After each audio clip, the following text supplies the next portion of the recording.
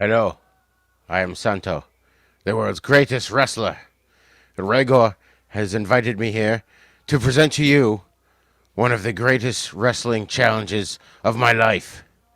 In this, I am pitted against my friend and sometimes adversary, Blue Demon. This is one of my greatest matches of all time, so get ready to enjoy Santo being victorious.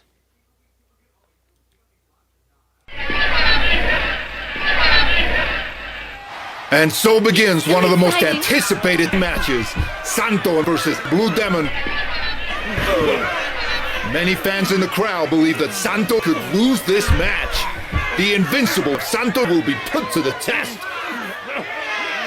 Santo is a really strong wrestler, a great rudo with an incredible physique, weighing more than 220 pounds, but who still flies through the air thanks to the skills of Blue Demon. Blue Demon's been waiting for this chance to fight Santo. He not only wants to defeat him, he wants to rip his mask to pieces. Look at those rudo moves. He doesn't care about anything as long as he defeats Santo. Look at Blue Demon. He's been training for days and weeks for this great challenge. And now he uses a dangerous Boston Crab. Oh, Santo is able to break the move by using all the strength of his legs. As always, Santo and Blue Demon bring a lot of attractive ladies to the arena. The crowd screams for their idol, Santo! Santo! He's trapped in an arm lock. Now gets a hard blow to the ribs. Santo seems to be out of energy. Sometimes Santo lacks the weight, but he makes up for that with skill. Santo was pinned to the mat but knew how to avoid the count. Santo looks like he never tires. Oh, but takes a heavy punch to the face. The stakes are high now. Blue Demon is now receiving the heavy blows from this monster who weighs over 220 pounds. However, Blue Demon is now quick on his feet. The match has barely started, but everyone has showed us great moves and courage. Blue Demon gets sick of it. Flying scissors! Great move by Blue Demon! Whoa, it's amazing! The crowd wants to see a legal win, and Blue Demon gives it. Victory for Blue Demon. Just listen to that sold-out crowd ovation.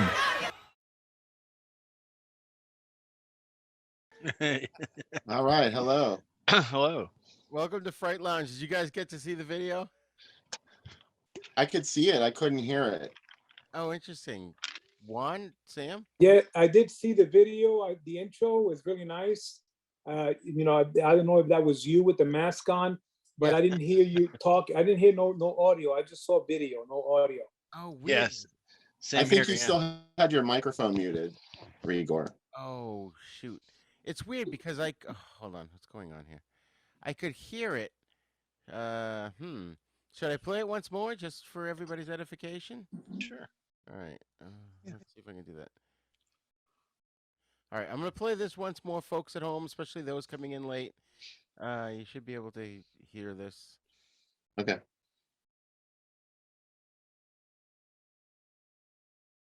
Hello, I am Santo, the world's greatest wrestler. Regor has invited me here to present to you one of the greatest wrestling challenges of my life. In this, I am pitted against my friend and sometimes adversary, Blue Demon. This is one of my greatest matches of all time, so get ready to enjoy Santo being victorious.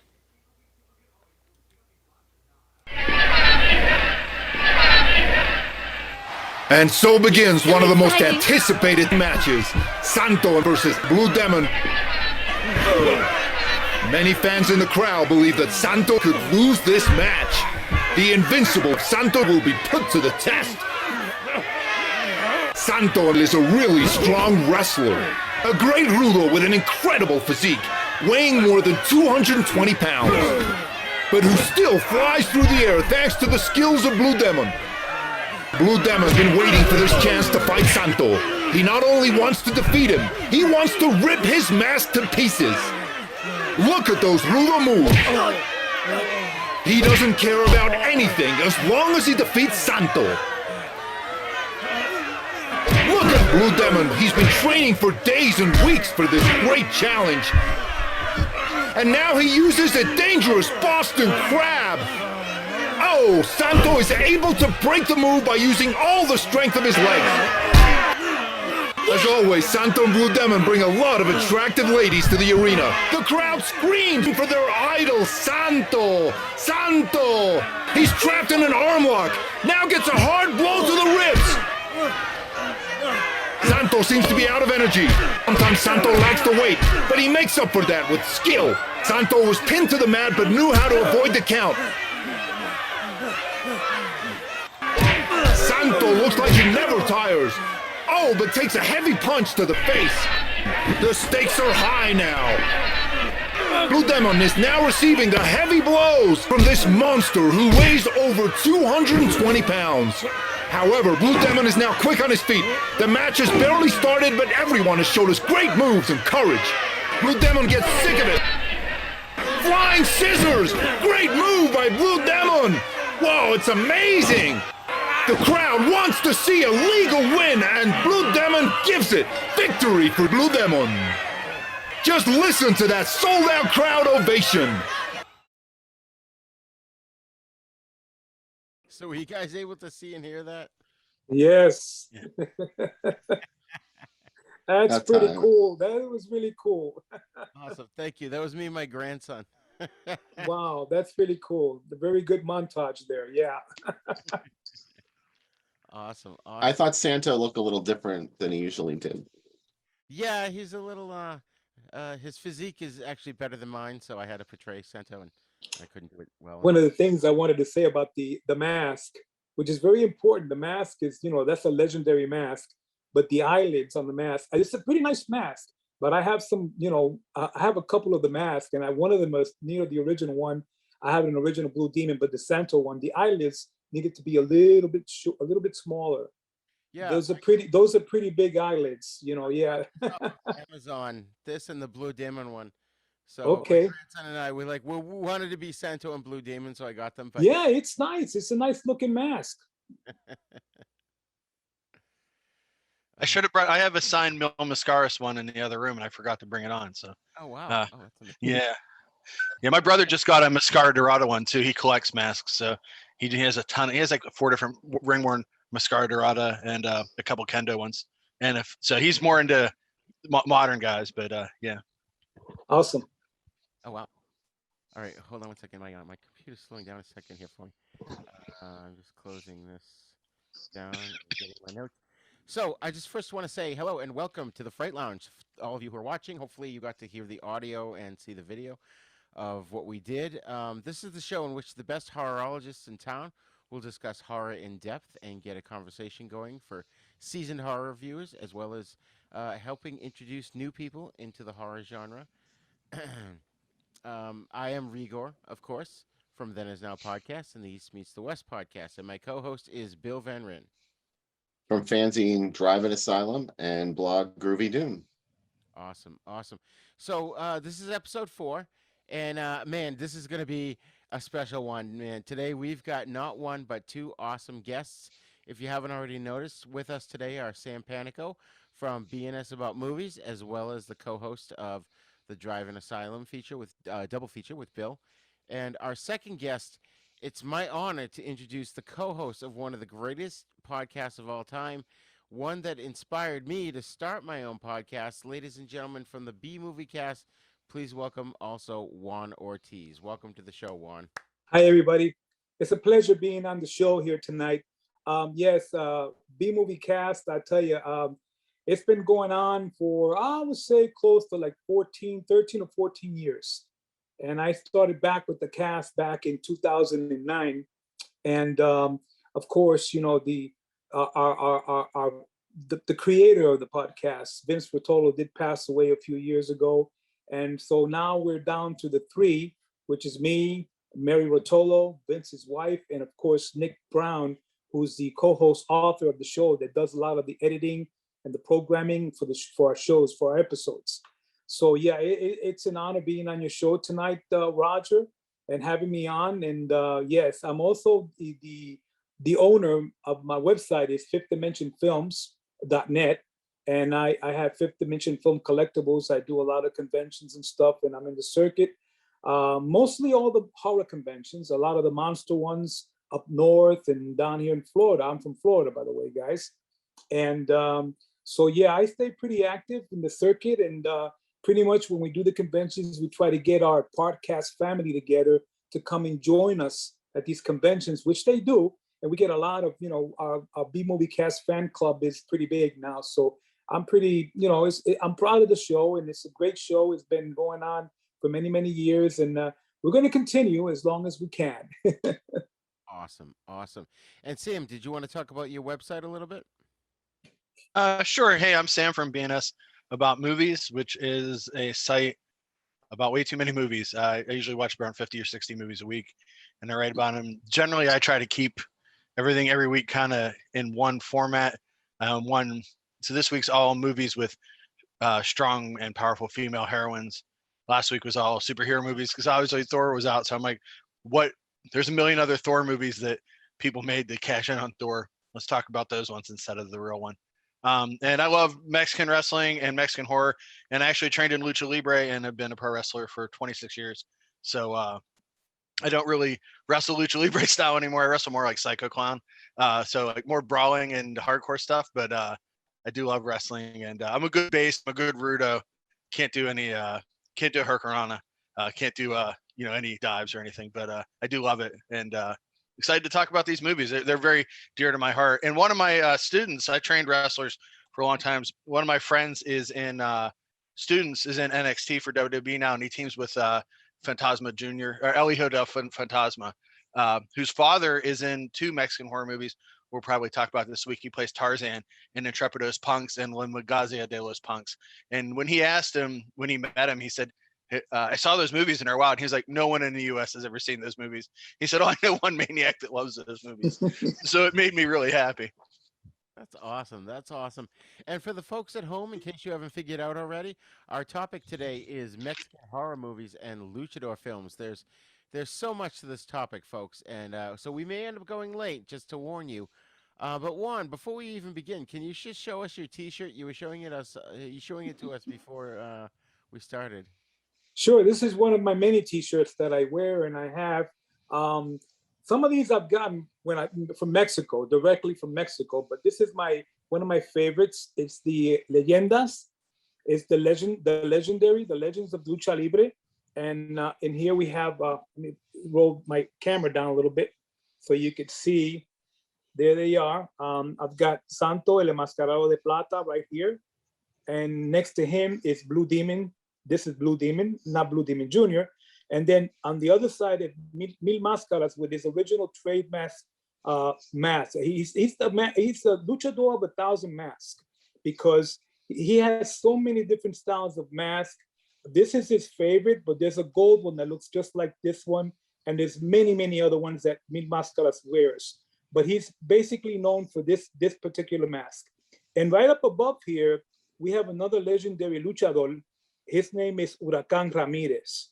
And he's been in the circuit. He's been around for many, many years. He's a legendary wrestler also that has been in quite a few films with Mil Máscaras, with Santo, and with Blue Demon, in which I'll talk about one of the films that they all 4 were in. Okay, so that's my shirt. Awesome. Very awesome. nice. Thank you. So I'm going to start off with what my understanding of the early history of Mexican horror films is, and then you guys can come in after I'm done and either correct me or fill in the details, okay? Fine, yeah. Okay. So my understanding is that when Dracula came out in 1931, it was a huge hit. In particular, in Mexico, there was a Spanish language version that was filmed simultaneously, like at night when the daytime crew was done with the American version with Bela Lugosi. The Spanish crew would film the night version. So that particular version, from what I understand, had huge impact in Mexico. However, they weren't really playing horror movies to mainstream audiences at that point, even though it was a big hit. You know, horror wasn't accepted into the mainstream until, for theater goers anyways, until probably the 1950s. But we had a movie in '57 called El Vampiro, which is sort of, at least in the book I read, which is called, and I'll hold this up here if you guys can see it. It's called The Mexican Masked Wrestler and Monster Filmography. Hopefully, you guys can all see that there. Yes, I want to make a quick comment on that book, Roger. Can you hold that back up again? Oh, yeah, sure, That sure. book? Yes, that book right there was done by one of my close friends. He passed away, by the way, Roberto Bob Carter. He's the author of that book. And that is pretty much a very good detailed biography of a lot of the Mexican horror films and lucha films. But Bob Carter, which I've always, every year we've gotten together at the Monster Bash in Pennsylvania. And, he, dear friend of mine, he did pass away a few years back, but he was the host of the Mexican movie night at the Monster Bash every Friday. And he always dressed up as Kolchak from the Night Stalker. He would go back, he would go on the stage and he would introduce the Mexican horror film for that night in his Kolchak outfit. He had his camera and his white outfit with his hat. It wasn't a Santo outfit or nothing like that. But he wrote that book, and it's an amazing book, and I got to hand it to him for doing that. I wish another one would have came out. There's other books that came out, but that's one of the more desired books of Bob Carter. Right, right. Well, I'm sorry to hear about that, man. I had no idea, and my apologies and my condolences to Bob and his family and you guys. It's an amazing book because I learned, as I said, horror wasn't accepted in mainstream theatrical audiences in Mexico until the 1950s, and in '57 you had a movie called El Vampiro, which is credited as being the one that sort of put horror on the map for Mexico. I mean, that movie even ended up on the cover of Famous Monsters magazine. The Universal horrors, like I said, they hadn't been playing them in the theaters there, so they weren't done to death, but they were still new in Mexico. So at the time, they started coming up with their own versions of Dracula and Frankenstein and the Wolfman and all the others. But then you had, at a later point, you had the Luchador films, also called Lucha Libre, which didn't instantly spring up. They started to. There were four films that supposedly, as far as I know, and you guys can, correct me when I'm done. These four films sort of defined what lucha libre films would be, and these include El Enmascarado de Plata from '52, Hurricane Ramirez from '52, La Sombra Vengadora from '54, and Ladron de Cadaveras from '56, which I'm probably butchering those words, so I apologize in advance. But you guys, does that sound right? Did I get any of that right or wrong? Yeah, yes. Let me add on to that a little bit, Roger. Here, the first one you mentioned was true. It was 1953, El Enmascarado de Plata, which is a silver masked man. That particular film, and I just want to just cover a little bit on that, was the film that originally Santo Enmascarado de Plata was supposed to have the lead role in that film, and he turned it down. So what happened was it was a film based off of a serial that was done in Mexico back in the early 50s. It was like a chapter serial in episodes, episode 1, 2. It was like maybe 6 or 7 episodes or 9 episodes. So what they do is they featured it together in a full-length feature. El Santo refused the role because he was busy with his wrestling. He was very active at that time, believe it or not. He was doing a lot of wrestling in Arena Mexico, Arena Mexico, and he was involved in the circuit, very, very, very active. So his mind wasn't into acting or being a movie star or nothing like that at that time yet. But he turned the movie down, and the role went to another famous luchador. His name is El Médico Asesino. Is the medical assassin is his name, and he was very similar to Santo. He had a white mask and everything, but he wore like a doctor's smock outfit, and that was his costume. He had like a doctor's smock outfit, the white mask, and in 1953, the movie was done with him, El Enmascarado de Plata. But believe it or not, Santo, if you look at that film, he was in the film indirectly as one of the bad guys. There was 2 villains in that film. There was El Tigre, and of course El Tigre was the one that had a silver mask, a Santos mask with stripes in it, and then was another one. So 2 of them in there, plus the fact that El Médico Asesino, he was like the good guy in this. Instead, say being a technical, a rudo, he was a technical luchador, and he was fighting. It was basically about a scientific experiment where they wanted to control the weather, and it was world disasters and everything. So, but Rene Cardona, who happens to be in the film, he also has co-parting and directing of the film, did the film. So that was actually the film to start, like you said, in 1953, the genre of many luchador films to come after that. But Santo he turned down the role. He didn't accept that role because he was busy with the wrestling. And then later on, in 59 is when he really came into the scene, which we'll talk about that shortly. But then in the other film you mentioned, Huracan Ramirez, yes, he had an early film in the 50s, and that was his like origin film. It was not a horror film or nothing like that. It was basically an action type film with him being introduced into the wrestling scene and a lot of wrestling going on. So it's more of that kind of a film. It wasn't really a genre horror film per se with Huracan. Then after that, you mentioned El Ladrón de Cadáveres. Right. El Ladrón de Cadáveres is the body snatcher. Now that movie came out in 1957, 58, 57, and it had one of the greatest legendary, to me, actors and wrestlers of Mexico, who was born in Spain. His name was Wolf Rubinsky. Now, Wolf Rubinsky was the lead character in Ladrón de Cadáveres, which is the body snatchers. And that was a horror film. It involved this detective and it involved this scientist who's trying to get luchadors, and it's the brain thing, if you know what I mean. They always wanted to get the brains of luchador and put them into other people, other luchadors, and make like robots out of them.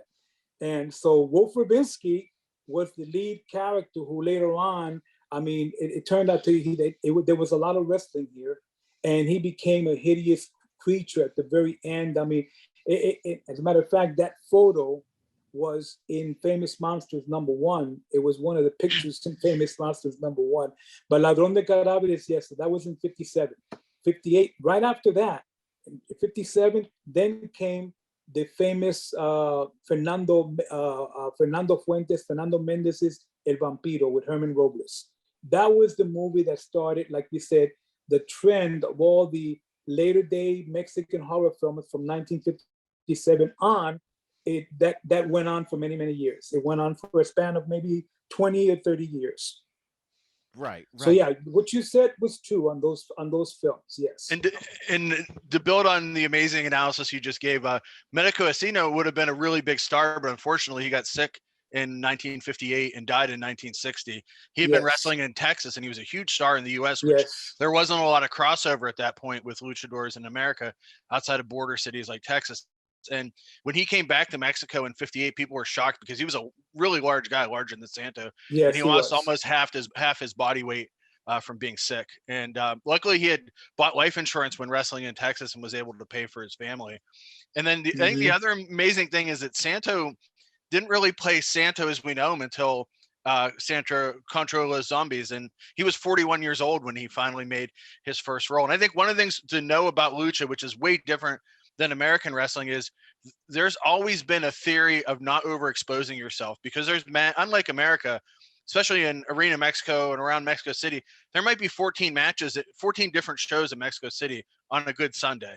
On Friday night is usually the big Arena Mexico show. But even in the 80s, when AAA broke off from CMLL, which are the two largest companies in Mexican wrestling, AAA was really derided in Mexico City because they ran TV.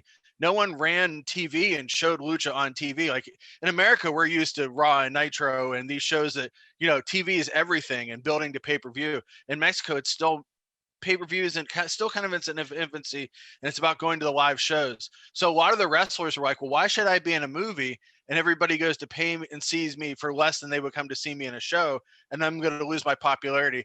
Kind of Santo learned after the third movie that, oh wait, this really actually works and it's less wear and tear on me, and I can kind of start to build people. And by that point, I'm sure Juan will get into this, there's wrestlers that literally were wrestlers just for movies, Some of them actually became real wrestlers, which is the backwards way that Santo came in. And some were just wrestlers just for movies, which it gets really interesting. And there are also comic book wrestlers. Like Mil Mascara started as a comic book character and was a bodybuilder, not a wrestler, and needed trained.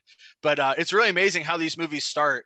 And my favorite thing about the mass wrestling movies are Santo's movies, especially, they hop genre unlike any other. Imagine if James Bond was suddenly in a Giallo, or James Bond was in a werewolf movie, or James Bond was in a space movie, or James Bond went to Atlantis, the Bermuda Triangle. Santo did all those things and more, and is still Santo, and you know, across what 60 to 70 movies, and that's why he's amazing.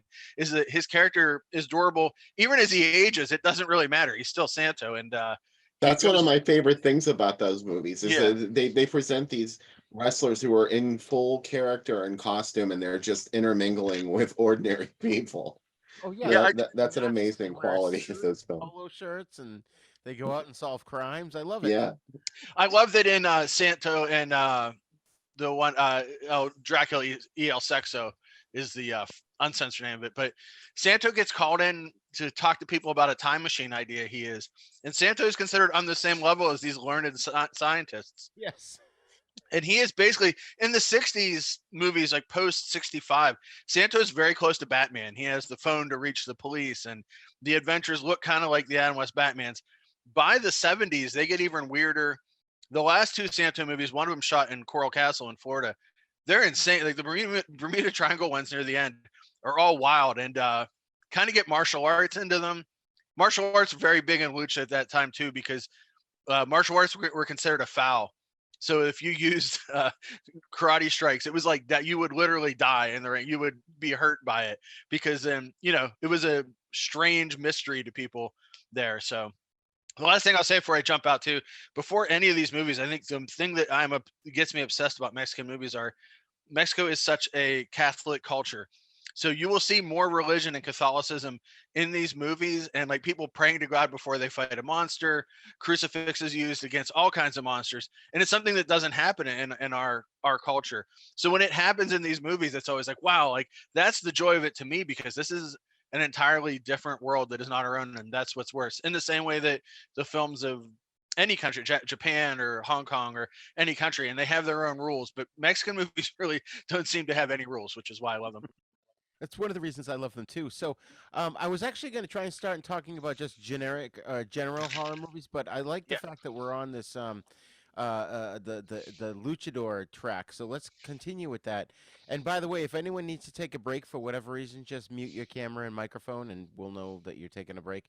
But so in talking about the Lucha Libre films, which you know, the big thing about them is that, like we said, they don't star actors. These guys are themselves. They're the wrestlers. They're the hero, not only in the movies but in real life. Santo was the hero, whether he was on the big screen or in the ring fighting bad guys.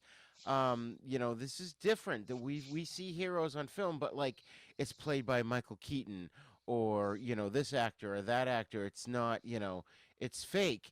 But this, quote unquote, is kind of real because it's Santo. He's Santo, whether he's in the movie or in real life, and he's going up against Dr. Frankenstein and all these insane monsters and stuff. So, you know, and I love the fact that they have to wear their masks all the time, and there's a whole story behind that. So, Juan, I wanted to know if you could sort of get into the luchadors and why they have to wear the masks, and sort of explain that to our viewers. Sure. Well, basically, just to take the concept, I'm going to go back a little bit. First of all, we're going to talk, since our main luchador star is El Santo. I'm going to go talk a little bit about him. I'm going to go back to his early beginnings. Okay. Now, Santo, his name was Rodolfo Guzman Huerta. Okay. And he was born in 1917 in Tulancingo, Hidalgo, Mexico. And it's amazing because during that time, the early beginning of the century, 1917, when he was 10 years old and 27, he was already very active and wanted to employ in doing a lot of physical activity and sports. He got into judo, he got into different kinds of things, and he was very, very athletic. So by 1927, he was already opening and paving the way to what he really wanted to be in life. And he left Hidalgo, Tulancingo, and he went to Mexico City. And then in the 1930s, the early 30s and into the mid 30s is where he really picked up. He wanted to become a luchador. And back in those days, luchadors, it was the early stages. You know, there was a lot of like sumo wrestling involved. It was a semi, that kind of the Spanish wrestling. It was all put together. So at that time, Rodolfo Guzman Huerta, he didn't have a mask. You know, the beginnings of how he got his mask came much later when, you know, he actually fought and wrestled without a mask. He had various names. He was called El Murciélago Dos, which is the Bat 2. He had couple of different names, and he did wear a cape, but he didn't have a mask so you could see his face. This was back in 37, 38.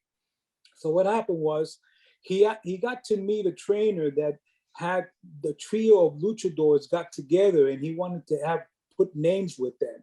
So the trainer asked Rodolfo, he says, listen, I want you guys to pick out a name that's going to stick with you as a legendary, so you become a wrestler known by that name. So Santo was offered the name of the devil, which is El Diablo, the demon. He was offered the name of the angel, El Ángel, and he was offered the name of the saint, El Santo. So he chose, of the three, he chose El Santo. From then on is when he went into the circuit and started wrestling in the late 30s into the 40s, and he started wearing the silver mask. Now, what happened was much later, other luchadors were coming into the circuit. There was many luchadors. In his films, and a lot of the Santo films, there's a lot of known actors and luchadors. Wolf Rubinsky was a luchador. And I got to mention Fernando Oces, Fernando Oces was actually the guy that got Santo into the films. And he was also a very prominent wrestler in the 1950s. There was another luchador called El Lobo Negro, the Black Shadow, which happened to be the partner of Blue Demon. And they tag team and formed the legendary Shadow Brothers in the early 50s, which Santo, you know, there was a lot of tag team matches. And what Sam mentioned about the technical and the rudo, you know, you had two sides to a wrestler. He was either a good wrestler or he was either an evil or a bad wrestler. And they fought for two different things. They fought for the hair and they fought for the mask. So basically what happened was in a tag team match in 1953, where Santo, it was a tag team with 4 luchadors. You had Blue Demon and you had Black Shadow and Santo, and then you have El Rayo de Jalisco. He was another known great luchador, by the way, Rayo de Jalisco. You know, their sons carry on the generations now, like Blue Demon Jr. and a lot of the other ones.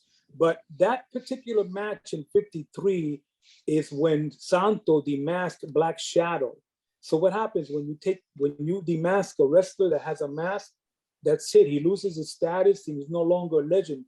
He doesn't wear the mask, so he doesn't have the fame anymore, which later on, Black Shadow went on to be in many of Santos' films.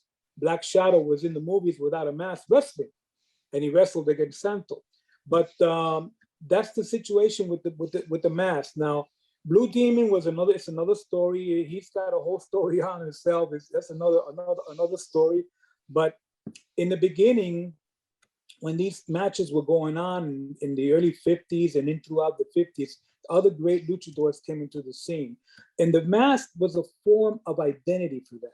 In other words, when they wore the mask, it was an identity for them where people wanted to know who is the mysterious man behind that mask.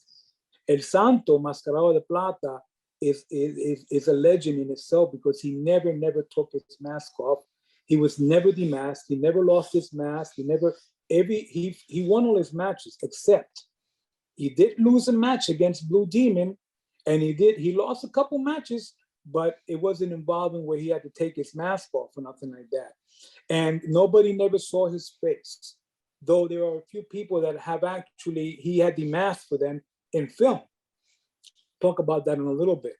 But that trend went on, and this is the reason how Arena Mexico and Mexico and a lot of these luchadors were very well known and very famous throughout primarily the 50s into the later part of the 50s, when a lot of them got so much recognition. And Santo, again, wanted to, he was approached by Fernando Oces and says, listen, I'm doing 2 films in Cuba in 1959, and I want you to be a part of it. I feel that, you have a lot of talent, and your physiques as a wrestler, and you attain some kind of legendary status. I want you to be in these films. And Fernando says he actually, along with the director of the film, whose name was Miguelito Rodriguez, or Joselito Rodriguez, they went to Cuba and they shot the first 2 films that El Santo did. This was in 1959, by the way. Santo versus the Zombies was a much later film that came out in '64, after he had done various other films, which I'm going to highlight real quick here in a little bit. But this first movie that he did was in Cuba by Joselito Rodriguez, called Santo versus the Evil Brain, Santo contra los cerebros infernales. Okay, I mean, El Cerebro del Mal. And then the second film that same year that he did, it was back to back in Cuba, was Santo versus the Infernal Men, Santo contra los Hombres Infernales. Both Fernando Oces and Santo were in the film. In the first one, Fernando was a black luchador. He was a luchador with a black mask. His name was Incognito. So El Santo didn't have he was like a secondary character in that film. He really wasn't known. They didn't use his name. Santo was never mentioned throughout the film, believe it or not. He was called the agent. He was simply called El Agente, but he was there. He was like a secret agent or a policeman that came to help in the case with Joaquin Cordero, and involving mostly mafia type gangsters and that kind of a scientist trying to make a machine and things like that. But there was no monsters or nothing involved with that. The first 2 films that he did in 1959 didn't get shown and didn't get released until 1961. And those were the first 2 official films that El Santo did to get him into the spotlight, which he really wasn't. He wasn't. But where he really got into the spotlight was after that, in 1961 and 62 and 63. And I'll cover those. I got some visuals I would like to show too. So, but that's basically how these luchadors, the mask, the identity, becoming, keeping it a secret, held the public, all the fans that used to go to Arena Mexico to watch all these lucha libre films they were mesmerized by seeing these masked luchadors and say, who's behind that mask? And they will win the matches, and they were all for Santo, Blue Demon, whoever it was, Huracán Ramirez, Mil Máscaras, you mentioned La Sombra Vengadora. He was a famous wrestler also, but his status didn't go through into making a lot of movies. He did do a lot of movies. He did like 6 films, and he did a couple Western films, believe it or not. He did some Western films, but the main guys that really got into the spotlight very quick was, besides El Santo, was Blue Demon, who was a secondary. It was Mil Máscaras and Huracán Ramirez. Those were the 4 that really got into the spotlight before all the other ones came into play later on in the 60s and the 70s, of course, in late 70s, where the trend died off towards the end of the 70s, in that decade, to the early 80s. Santo's last film, by the way, was Santo and the Fury of the Fighting Goddess in 1984. And that was his very last film that he did in color. And shortly after that, he did a show in Mexico called Contrapunto, where, after so many years, he did 52 films. Santo did 52 films altogether. And in that show in Mexico, Contrapunto, he was, Wolf Rubinsky was there, Min Mascaras was there, and Santo was there, of course. That was in 1984, and that was in December of 1984. And what happened then, and this is after he had fought his final match in Arena Mexico with his son. His son, El Hijo del Santo, was with him, and he fought that match, that legendary last match that he won, and he attained this belt. So he was always a champion. But then what happened was, he feared that he was dying. This man knew that death was soon to come. So on that show, what he did that nobody expected, it was a total surprise, he pulled his mask off. and he led millions of viewers to see his face in Contrapunto on that particular TV show. And he just pulled it up a little bit to show his face, and then he pulled it back down. But that was an indication to let his fans and his people know that he wasn't going to be around for too much longer. And lo and behold, that following year in 1983, 84, in February of 1984, Santo passed away, or 85, he passed away. And the honors were that he was to be buried with his mask, and he did get buried with his traditional mask on. And it was a funeral that was amazing in Mexico. I mean, hundreds of thousands of people showed up for that, including, of course, the legendary wrestlers that carried his casket, or carried him to the mausoleum when he got interned into a mausoleum, which is now a lot of people that go to. I have been there. I visited his grave, and I visited his hometown in Tulancingo, Hidalgo. There's a giant statue there of him in the plaza, and it's really an honor. Even a museum. There's a museum there that has a lot of the artifacts, his costume, a lot of the films and everything. But he was totally a legend. And like what Sam mentioned about going on and becoming worldwide known, not just the films, but for everything that he did, the wrestling, he was really like a superhero. He was truly a superhero without superpowers, just being who he was and creating that legendary character of El Santo. So, that's basically it about the luchadors and how, the mask and, how they gain the identity and they lose the identity, if they lose their mask or their hair and so forth, Right. And I know, Sam, you're probably dying to jump in, but I just want to just step in for a second and just say, Sure. Sorry I took so long there. No, it's good. This is great.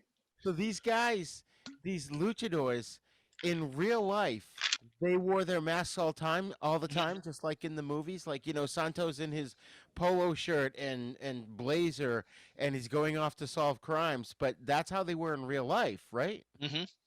Yeah, one of my trainers wrestled for WWE back when it was WWF in 78 to 81.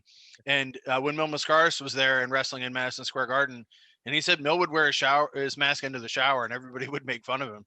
And he'd say, well, this is how I've always done it. He had a mask just to wear into the shower. And then, he said occasionally we'd see someone that looked like Slim Whitman kind of, and we figured that was probably Mil, very muscular Slim Whitman. But he said, yeah, he kept it up all the time when they'd get to a town. He would put a towel over his head. He would put the mask on. Like I just saw a picture of Mystico flying last week, and he wore his mask on the plane. I mean, this is, when you're in public, even today, it's a big deal when a picture of a luchador gets out without his mask on. So yeah, it is pretty astounding. And to build on Santo's legacy, like Santo made so many other wrestlers big deals. There's a 6-man team called the Missionaries de la Muerte, the Death Missionaries. And Santo actually had a heart attack in 1981 in the ring with them, with Negro Navarro, El Signo, and El Texano. Mm-hmm. And that's how they were called. They're still, Negro Navarro still wrestles today. He's amazing. And mm-hmm. He still referred to him as a death missionary. I never knew what that meant because it was 40 years ago. And I had to find oh yeah, he was in the ring when Santo almost died. And their whole gimmick were they were the 3 men that almost killed Santo. They got the closest to defeating him. Wow, that's insane. So I think that's what's amazing. And Mil Mascaras has, especially worldwide fame, in Japan in the 80s, he was the biggest deal. He and his brother Dos Caras and a little smaller El Psicodelico, their third brother, were huge deals in all Japan pro wrestling, to the fact that they influenced another wrestler, Tiger Mask, and that wrestler influenced every junior heavyweight wrestler that came afterwards. And it's all from Mil. When you go to Japan, there's still Mil Mascaras merchandise everywhere. He still wrestled there up until a couple years ago. He would still do his cross body dive off the top. He didn't ever make anyone else look good. That's really the difference with Mil. Mil isn't as well thought of in wrestling as especially Blue Demon has always been super well thought of amongst wrestlers. But yeah, Mil Mascaras was I can't even quantify what a big deal he is in Mexico. Well, as you saw in the video we played at the beginning, Blue Demon's a huge guy. Yeah.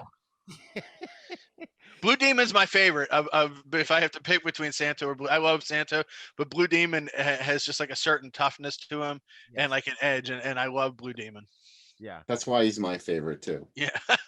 I love them both. It's funny, the thing is about these luchador movies, and I was trying to explain this to someone recently, is they're just so insane, and they take everything, including the kitchen sink and the bathtub and everything else, and they just throw it into these movies, and it just works somehow, even though they're low budget, and maybe sometimes the acting or the dialogue is not great, but that might depend on who's translating the film.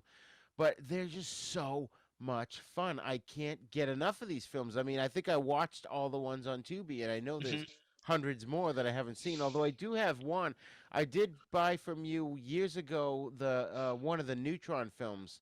I can't remember. It was about the three scientists and the aliens that came in and took their bodies or something. I forget which one that was. But Neutron was another wrestler, right? Now he pre Santo, or was he around the same time? I can cover that. Neutron. As a matter of fact, I've got some visuals over here. I want to show Oh you yeah. a visuals here, if you don't mind. I do have quite a bit of visuals I wanted to show. I wanted to share with everybody here. Sure. Let me get my. I have a Neutron, one of the Neutrons over here. Actually, they had the last two movies that he did. Let's see, where is it? Because I got the Santos. I got a lot of Santos here that I want to cover, but the Neutrons. Oh, here it is. Okay, I got him with my Blue Demon. So basically, I'm just going to show you this. Okay, this is Neutron, and of course you see it's Wolf Rubinsky. But this right here was Neutron, was los asesinos de. It's right here. It says los asesinos del karate. And the other film was actually like a sixth film that he did called El Asesino Invisible, The Invisible Assassin. Now, what I wanted to talk about Neutron here was Neutron came in the early 60s, in 1961, 62, and he was a masked wrestler. Wolf Rubinsky was the role of Neutron throughout the entire five films, or the six films that they did.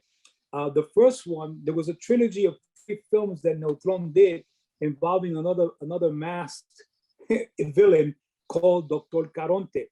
Now, Dr. Caronte was trying to steal a serum for what they call a neutron bomb that they were building. A scientist, and Neutron gets involved. Dr. Caronte and his minion, he's got a little tiny minion with him, and his army of death robots. They're like zombie robots. They try to take over and steal the formula for the neutron bomb.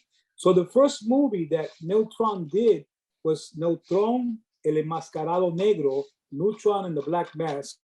The second one that he did was called Neutron los Automatas de la Muerte, in the Robots of Death, which were the zombie robots, was the second one. Then the third one was Neutron versus Dr. Caronte. Now, there was a trilogy of three Neutron films with Dr. Caronte and the evil robots and the minion, and the secret about the neutron bomb and stealing the formula to make the bomb. Then on the fourth film, actually that was the last of the three with Wolf Rubinsky, but he went on to do a fourth and a fifth film that had nothing to do with Dr. Caronte in the first three. It was called Neutron versus the Maniac, which was actually, it was a movie about like a Jack the Ripper type, House of Wax character type that was going around with a knife trying to stab. It was a serial killer, and Neutron was involved in that. But his mask this was his mask for that. He didn't have the lightning bolts that came across his mask, the black lightning bolts. He had a straight bolt that came down his face. He did change his mask. And there's a picture of it there, if you can see it. Okay, right there. So Neutron versus the Maniac, and then there was actually a sixth film, but it was a totally different outfit and a character, and his name was El Asesino Invisible, and the character was the Gold Avenger. He was a masked wrestler. It was no throne, but he was the Gold Avenger, and that was the movie right there. So yeah, he only did 5 movies actually, but the 5 films that he did, they were great because Wolf Rubinsky, they were all in there. You had Julio Aleman, you had Armando Silvestre. It was pretty good. though there was a lot of song and dance. There was, there was no wrestling, mind you, no wrestling. There was a lot of musical numbers and things like that. So, but the movies were great. The Neutron movies were short. They were very good.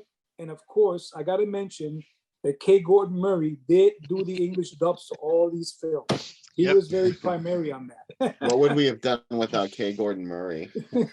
And Dr. Karate was such a big deal that there's at least 8 wrestlers or 10 wrestlers Yeah. that used his gimmick. And Mystico, who's pretty much the Santo of the 2000s, his father wrestled as Dr. Karate in the 80s and 90s, and which is, and his whole family. That's the other thing, like you mentioned before, and within Lucha Libre, there's whole families that are whole lines of people that you can connect. Just connecting the Los Brazos family, there's almost 30 or 40 people in that family are all active pro wrestlers.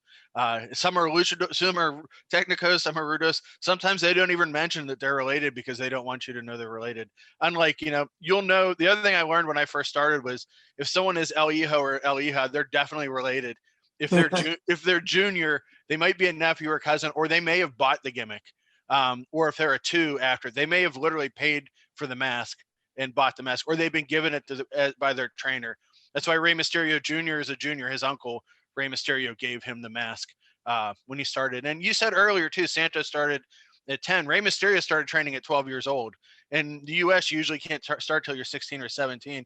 Most luchadors start, and especially family-based luchadors, start even earlier, even before their teens, at learning how to do things. And some of them, like Ray wrestled as Hummingbird was his first name in lucha, and he wrestled as a mini, as a Estrelita, smaller, because in Mexico there's size classes. So you see mini wrestlers who sometimes smaller versions of the larger wrestlers, and that's where Rey Mysterio started until he was like 17, because his uncle wouldn't give him the names. He didn't think he had earned it. So he wrestled him. He would do his math homework in the locker room, he said to me, and then finish his math, and it'd be time to go out and do a match.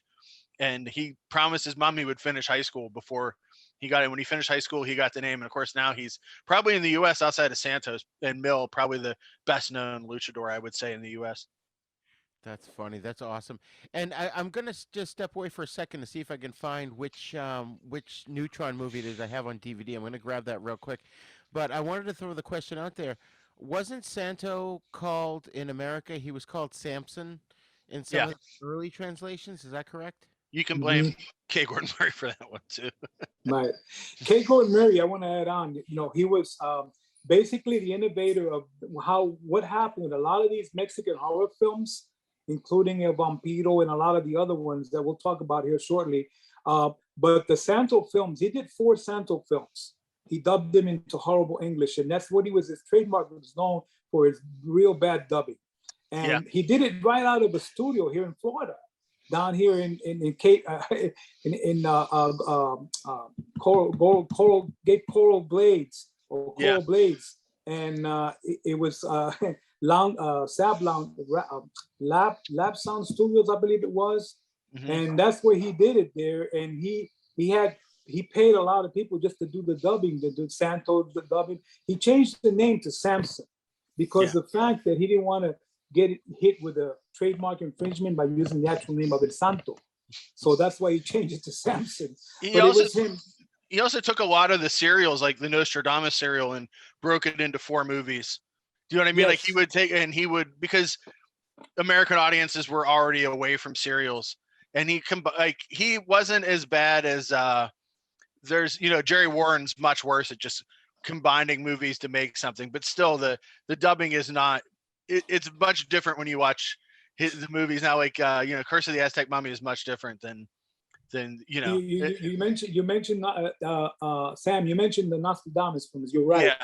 So basically, what happened the series with that, K. Gordon Murray did dub into English the 4 Nostradamus films that Herman Robles and Julio Aleman did, Domingo Soler, and this was from 1962 through 1964, and the movies, he did the dubbing on them, and it turned out to be that those were the hits that became here late night, midnight, chiller watching at the weekends, chiller theater type on Saturdays and Friday nights.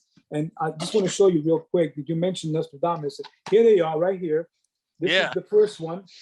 That's the Curse of Nostradamus right there.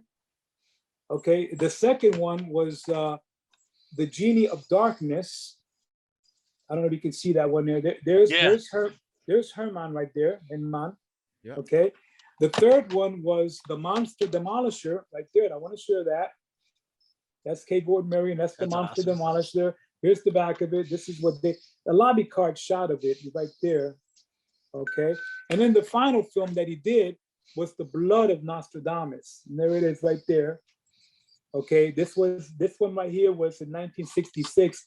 It was actually the last film that the Nostradamus series for the 4 films. Now, these movies were actually from a serial, again, because there was a lot of serials in Mexico. There was quite a few horror ones. So what they did is they condensed the serials into 4 films, giving them 3 chapters or 3 episodes per movie, making it a 12-chapter serial to conclude the Nostradamus, the vampire trilogy with Herman Robles. And that's how it went. And Jack Taylor's in all those movies, who was in literally every country. He's in Jess Franco movies. He's in Pieces. He's in The Ghost Galleon. His career went for like the whole way from America to Mexico to all over the place. So it feels like every time you watch an exploitation movie, no matter what country, there's a 90% chance Jack Taylor's going to show up in it. He's in Conan the Barbarian. He's a priest in Conan. Like, it's just crazy how many movies he's in. He's in 125 movies. That's crazy. Him and Hugo Stiglitz, because when I was watching a lot of the Mexican horror films to prepare for this, I saw Hugo Stiglitz in at least like 3. Oh, yeah. I love him. But I wanted to touch briefly upon, you guys had mentioned, of course, I couldn't find the DVD. I think it's the second one, Neutron versus the robots. It's Neutron contra los automatas de la muerte. It's Neutron versus the death robots. Yes. That's the second one that I have on DVD that I got from you one.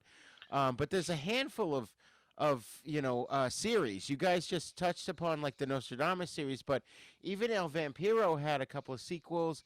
There's the Aztec mummy films. Can you guys elaborate on those? Sure. I'll let me pull up my visual on that. Okay, just want to. Okay, so basically, this El Vampiro. Here it is. Yes. And this happens to be the out of print Casa Negra version that is no longer. The company went bankrupt, by the way. Great company. Oh, wow. And they did so many. They did about 8 of the Mexican horror films. I'm going to show you real quick the titles that they did. But El Vampiro, this was like one of the famous ones besides the Brainiac. But this right here was the film that Fernando Mendez put into the spotlight to get Herman Robles in the trademark Dracula character, that it was so much refined, close to the Universal Dracula. Yeah. Because the atmosphere of this film was very gothic, and it looked like a Universal film, a Universal monster film. So basically, this DVD collection here has both versions. It has the vampire, El Vampiro, and the vampire's coffin, which is El Ataúd del Vampiro. Both of them on here. And what's really cool about this series from Casa Negra, they went ahead and put the English versions, the Spanish versions, the Spanish with English subtitles, and there was so much stuff on here as far as like the special features. It covered a little bit of the Mexican horror genre back during that time. Fernando Mendez was the innovator, but we got to thank another actor that was very prolific and later on carrying this tradition. His name was Abel Salazar. And Abel Salazar, he was in this film, by the way. Abel Salazar went on to do many, many films. He's known basically his famous film, The Brainiac. But Salazar and his brother Alfredo Salazar, they created what's called the APSA company. Okay, and this was done right after they did this film. Salazar brothers went on and created this company, and they put together an array of horror films between 1958 and 1966, 67. Amazing Mexican horror films. So basically, but this is the one that kind of started it off right here. Okay, was El Vampiro. And Herman Robles, this character is known. He was at the 2017 or the 2016 Monster Bash in Pennsylvania. Hmm. and I had the honor of meeting Herman Robles. He was, he passed away a few years ago, and I met him, and we shared some great stories together. I knew everything about the film, but then so many other films that he did, because he crossed over into a lot of the horror films Yeah. throughout the late 50s and early 60s and mid 60s, and even some of the Luchador films. He was in the last Neutron film, Neutron versus the Karate Assassins. Herman Robles was in that.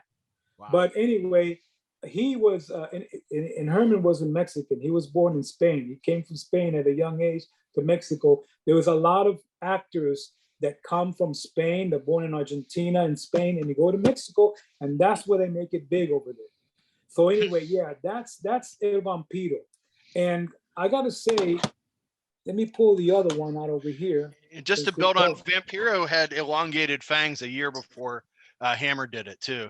Yes. Which is Yes. amazing. There's only one Mhm. other movie that had elongated fangs, and I don't doubt anyone saw it. The Finnish movie Valkoinen Puera, which is the White Reindeer. It's a movie about a woman who's a reindeer. Yes, I'm very familiar with that film. Yeah. I have a Blu-ray of that, The White Yeah. Reindeer. Yeah, yeah. It's a Norwegian fantasy horror film, and basically it's a white reindeer, but actually she becomes the white reindeer who's also a vampire. Yeah. And it's all through this giant totem pole out in the middle of, and it's really a really weird film, but it is a fantasy horror film. And The White Reindeer is also one. These Swedish and Norwegian and Swedish films and horror films are very, very good. I mean, it's a genre all in itself. I think that probably Hammer may not have seen either. They may have seen the Vampiro because it was in Famous Monsters, but I don't know if they got to Finland or. So I'm not sure if they saw that, but I think it's really interesting of how close El Vampiro is to where Hammer went. It's like almost like a step in between Universal to Hammer. It's like a neat, like, kind of get you the rest of the way there. That's interesting. That's interesting. Sam, your audio sounds like all of a sudden you're far away. How's that? Is that better? Yeah. Okay. Sorry, I moved this out of the way. Apologies. No problem. No problem. I mean, this is awesome. So I just want to explain to the people at home who are listening, they might be confused because we've been talking about Mexican horror films, and we kind of started off with the Luchador films, which are awesome in and of themselves. But the Mexico also just has horror. They're not wrestling movies. They're not wrestling horror movies. So, as Juan explained, you had El Vampiro and a bunch of others as the conversation went on. So let's get into that a little bit because I'm telling you right now, I watched. Sam, you were kind enough to send me a letterbox list of movies, and I found a bunch that I loved. I had hold on, let me get my notes here so I can remember what films I saw. Well, first of all, let me say that like many years ago, I purchased the Brainiac on DVD because I don't know why. It was just one of those films. I saw it in an ad or something, and I'm like, I gotta see this movie. And that was my first introduction to Mexican horror movies, and I loved it. I didn't get a chance to follow up on it and get more because of circumstances and all that. But in preparation for this, I mean, Tubi. First of all, I'm going to say Tubi has tons of Mexican wrestling movies, luchador, lucha libre films, whatever you want to call them, with amazing dubs. These whoever did the dubbing, it should get an award. They're the VCI releases. I think they have all the VCI Blu-rays on there. Okay, that makes sense. But then I watched Cemetery of Terror, which I loved. That was awesome. Yeah. I watched that and I messaged you. I'm like, I want more of this. It's crazy that like the movies that you could get in a Mexican grocery store for $5 a couple of years ago, Vinegar Syndrome's putting out for 40 now. Right. So yeah. I mean, I watched Cemetery of Terror. I watched Grave Robbers, which I thought was almost equal. It was a little bit lower than that movie. I did watch Night of the Bloody Apes, which is weird because I always thought that was a Paul Naschy film, and it wasn't. So I don't know where my own disconnection came from. And that was all right. And then I watched Cyclone the other day, and Cyclone to me was very entertaining. I mean, it had Lionel Stander in it, for God's sake. Yeah. But the dialogue was terrible. But the movie itself was compelling. I was like, I wanted to know what happened to these poor people that are all stranded from this cyclone. So You're in the world of the Cardona family at this point with that Ray movie, and Cardona, yeah, Ray Cardona. and So I wanted to bring him up and have you guys talk about some of these guys that were in the background of these movies. yeah, I love Night of the Bloody Apes a lot because it seems like he just kept making. Once he got into his medical horror phase of like, we have female luchadors and we have real heart transplants put into movies, and there's brain transplants and this happening. It just seemed to be like a genre he really loved. And also, his Santa Claus movie is one of the greatest movies ever. It is like an astounding, just one of the weirdest movies I've ever seen. I love all of theirs, and his son made Bermuda Triangle, which is great. Guyana called The Damned, Beaks, and they're also the cousin of the Zacharias family who made the Bees and Demonoid. So there's like a whole like interconnected Cardona family, and Wow. and Rene Cardona the third made Vacations of Terror 1, which is awesome. Both Vacations of Terror movie are both really great. So yeah, that whole family's made some really great movies. Zindi the Swamp Boy is pretty good too. It's very strange and it's a super downer, but it's something else. Night of the Bloody Apes is one of my favorites too. And the strange thing about that movie, and Juan mentioned earlier about how the early Mexican horror films were influenced by Universal monster movies. That they were really that's what attracts me to it as a genre, is because it's using these tropes that were in the Universal films, but you're seeing it through the lens of a different culture. And that's really exciting because there's a quality to them that is unlike the Universal films too. It's like Universal films from another dimension. And the sets especially, I'm really into the sets. Like at Night of the Bloody Apes was a little bit beyond that era of the cobwebs and the fog and everything, but it also had this very strange, unreal look to it.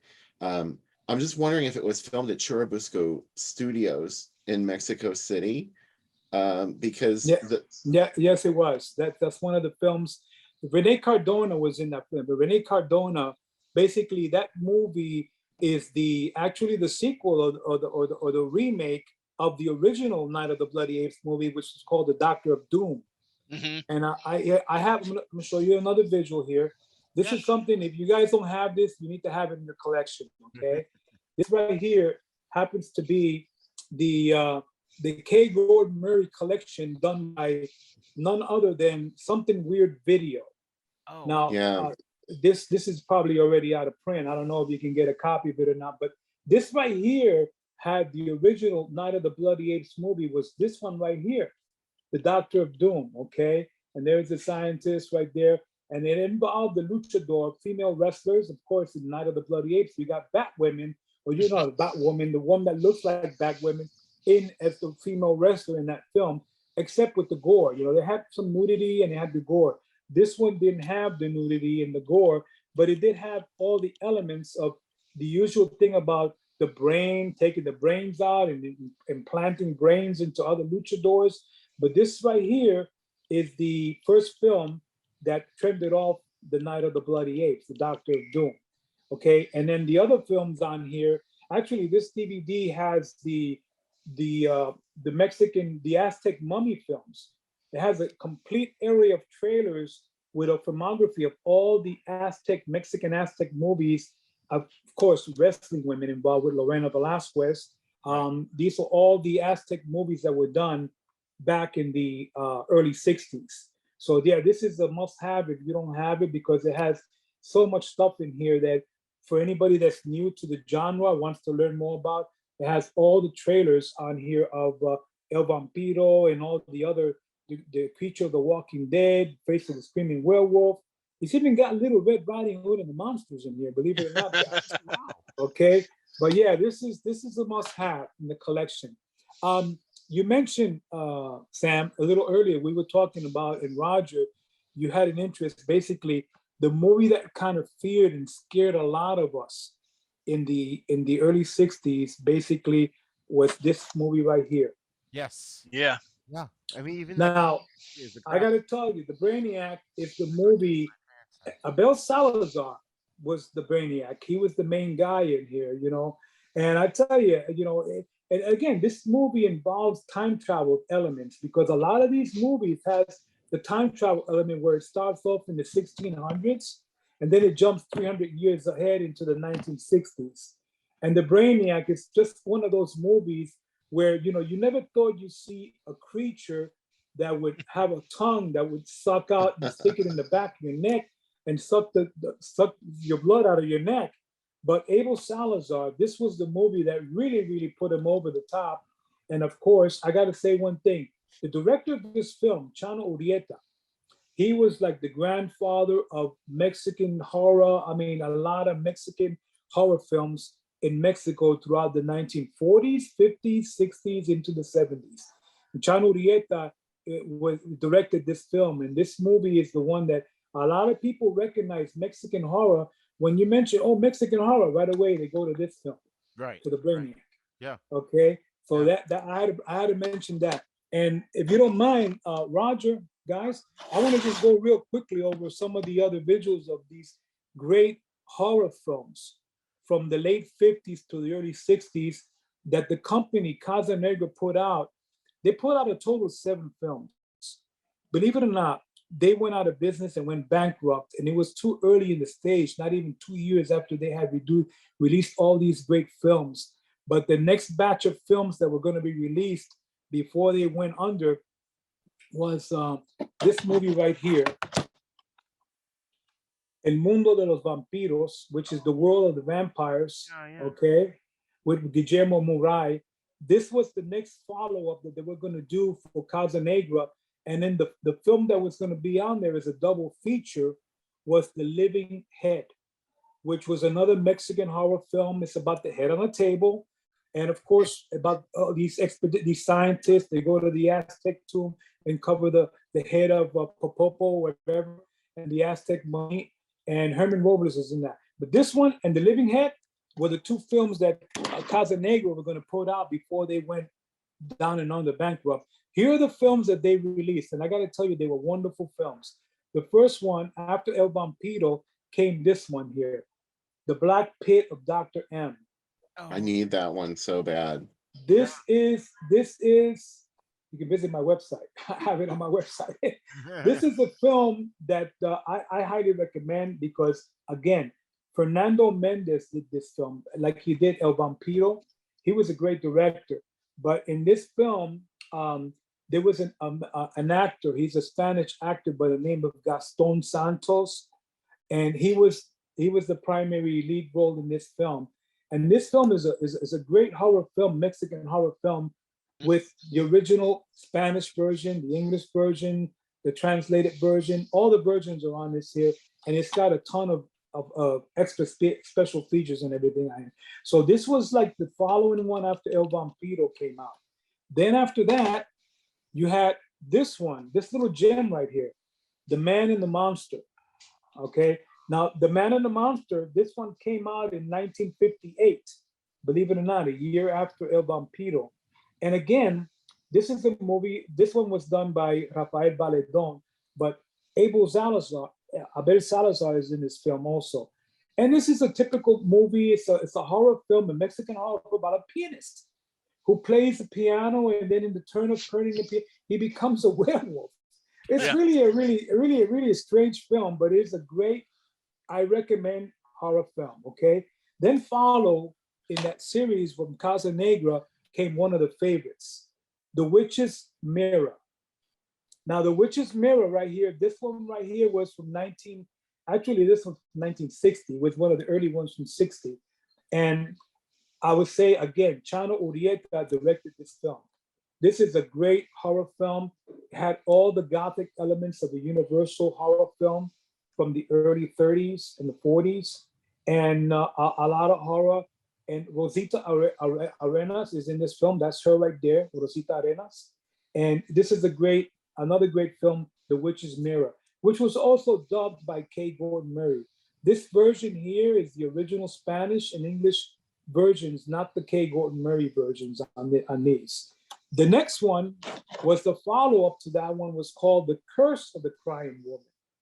Okay, now The Curse of the Crying Woman, this one came out in 1961, the year after The Witch's Mirror. And there it is right there. And another gothic horror, supernatural, I mean, really scary film. And this one was done by Rafael Valedon, but it had Rosita Arenas again. And of course, Abel Salazar. He was instrumental in being in all these films because he had created the APSA company with his brother, Alfredo Salazar.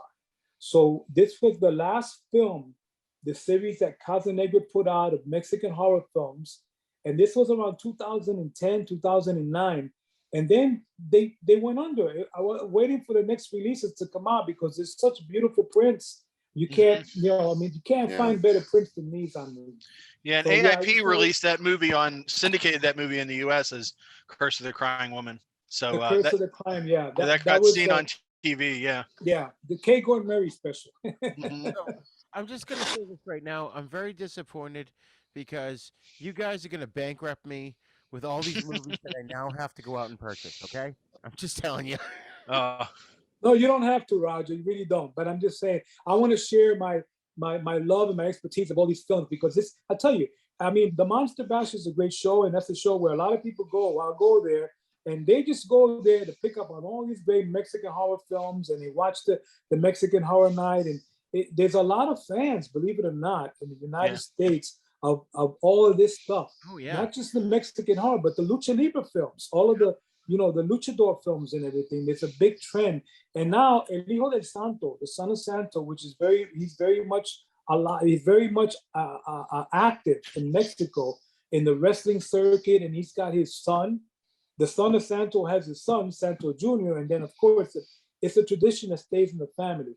But Blue Demon also has Blue Demon Jr., which, by the way, I had the opportunity, Roger, to interview Blue Demon Jr. live. That picture that you see, my picture there with me and Blue Demon, that was from, that was an interview that I did in 2017. I had a 1-hour interview on stage with him where we talked about his life and his father and, you know, his life story and how it went and everything, the films. And it was amazing. You can see a short version of that on YouTube.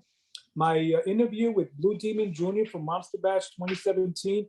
This is like a 15-minute version of it, but it was actually a full 1-hour interview that I did on stage with him. And he's an incredible guy, let me tell you. And guess what? Not too many people know his identity, but I was one of the ones that got to pick him up at the airport, and of course, have a mask on when he came through. So, you know, I got the honors of seeing who Blue Demon Jr. was, and of course, keep it secret, but he's amazing. And he had so many great stories to tell. Chano Urieta, Sam, is Blue Demon Jr.'s grandfather. Yeah, I figure because he directed a lot of the Blue Demon movies. Exactly. The very first Blue Demon movie that came out in 1964 called Blue Demon was directed by Chano Urieta. Yeah. And that was their grandfather. You know, they lived in a family of wrestling, you know, because they kept it in the family for many, many, many, many, many years. Of course, I got to thank also the Agra Sanchez family, because the Agra Sanchez family in Mexico, they were instrumental too in putting together a lot of these horror films from the 60s. Not to mention, of course, the dynasty of Santo with Jose G. Cruz, that did the novels and the comic books from the 1950s, which is a whole different thing altogether about Santo. Yeah. So there you go. I mean, you know, it's amazing that they continued on, because these films to this day, there's still a lot of great Mexican horror films out there. In the 70s, there was a whole trend of Mexican horror films that came out that were really good. And then into the 80s, they got a little bit more gorier. As the years went on, they got more gorier and gorier. They got away from the cloud, not a lot of blood, but you get to see creatures and different grotesque faces and all that, you know? And I would say that Bill mentioned that a lot of, sorry, go ahead. What are you saying, Bill? That was Sam. Oh, I was going to say, Bill mentioned that so many movies were close to the Universal and taking the Universal monsters. The ones that I really enjoy are, I'll probably screw up this name. Obviously, I can't speak English half the time. But Carlos Enrique Taboada, who did Even the Wind. Yeah, he did Even the Wind is Afraid, which is one of my favorite movies. Yes. Which, if you see it, is literally like a 15-year before Suspiria. And it's very similar. Blacker Than the Night. Poison for the Fairies, which he did in the 80s, and The Book of Stone. All of his movies are very gothic and very step away from the Universal style, still very classic and gothic horror, but are so imaginative and almost feel like movies that are so uniquely Mexican movies that don't feel like they could be made anywhere else in the world. And he's one of my favorites. Yes. And he wrote the Nostradamus movies before he became a director. Mm-hmm. So he's one of my favorites. And I really like El Escapulario, which is a very Catholic movie, but it's about a medallion that can protect people from death and no one believes it. And it's nearly an anthology film almost of the stories that happen to the people that hold it. And I really dig that too. So as the 60s go on, they start to get a little stranger. And like you said, by the 70s, there's a lot of experimentation, like Alucarda, obviously, Dr. Tar's Horror Dungeon. Mm-hmm. There's Jodorowsky coming into Mexico and making El Topo and Holy Mountain, which are incredibly experimental. There's The Dried Butterflies, which is great. And obviously Bill knows I love Tintuera, Killer Shark, which is a wild movie. So there's a really neat, and another one I really like is Muñeca Reina, which is about a man that comes back home and remembers a girl he went to grade school with, and her parents have kept a doll of her in her room for 40 years. And the more he becomes obsessed with this doll, the more he realizes how meaningless his life is. It's a really strange movie that I don't even know if it's a horror movie. It's kind of like, but they're movies that feel like unlike movies that come from anywhere else in the world. So those are a couple of my favorites. If VCI's put out a lot of these, they have a sale going on that right now, Roger. I don't work from them, I'm not selling, but if you want to save some money, like the Santa set's only like 25, which is ridiculous, because those Santa Blu-rays look amazing. Like they look so nice. By comparison, I think we're all kind of used to we're used to these beaten up versions of the Santa movies, and when you see one of these cleaned up ones, it's like a revelation. You're like, what? Oh, that's the color his mask should be. Right. I thought it was a little pink and a little bit of orange in it. I didn't realize it. That's why he's the man with the silver mask. Okay, I get it. Right. I just want to add on to what you said there, Sam. Mm-hmm. As far as you mentioned a couple of movies there, the horror movies that were not, there is actually, I want to show you this visual here. You probably have this one, but you mentioned it. Here it is right here. Yeah. This right here is Mexican Horror Classics double feature. Now this one has The Body Snatchers, Ladrón de Cadáveres with Wolf Binsky right there. You can see it. And it's got the Escapulario, the one that you mentioned right here, which is a story, like you said, right there, that movie right there.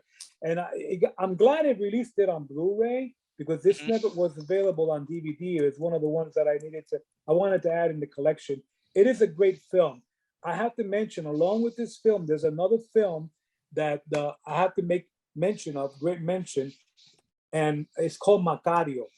Now, Macario is a movie, it's about the Day of the Dead in Mexico, and it was a movie that very similar to the Escapulario here, where it involves this peasant farmer who wanted to get have a turkey for his family, and he couldn't get the turkey, so he actually went out there, and what happened was, and his search to get the turkey to bring home for dinner, he got to meet the devil, he got to meet God, and he got to make decisions that told him, well, you know what? If you do this, I can give you, riches. If you do this. And what happened was he took the deal of the devil that gave him 3 witches, and the witches were that he can perform and he can heal people that were going to die, but only good people he can heal. If there were people that were evil and they were bad, and he couldn't see them, the spirits, then they were going to have a horrible death.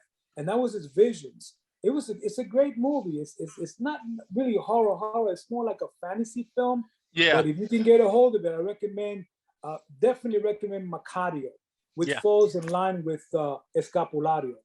It reminds me of Simon of the Desert a lot too, they're movies that maybe are kind of sort of in horror. They have some fantasy elements, but they're also almost more parables too, which is really interesting, where American movies didn't really do a lot of that. Right. Mm-hmm. So what do you guys think of Rob Zombie's The Haunted World of El Super Bisto? Well, I tell you, I that one there, Rob Zombie has his movies were a lot of great movies, but I mean, a lot of times it's like when they're trying to call, like the Night of the Bloody Apes. that you mentioned. You know, Hmm. you try to mix the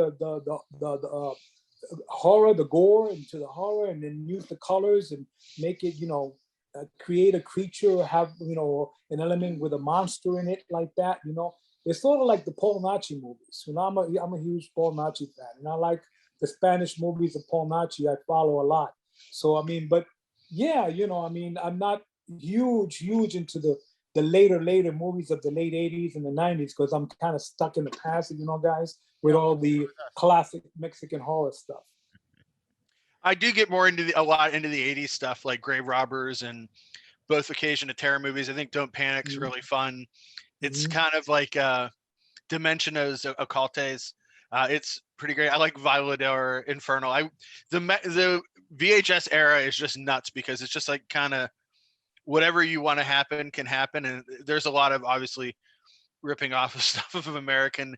slashers, and I even like Demonoid a lot. But then it's interesting because like stuff kind of dies off in the mid '90s and doesn't really come back till like Kronos is really the next time when you start to look into Mexican horror, and Perdita Durango are the next level of the '90s that get kind of really interesting. And I've really started trying to get into modern stuff too. There's a movie called The Similars, which is really great. Have you seen that one?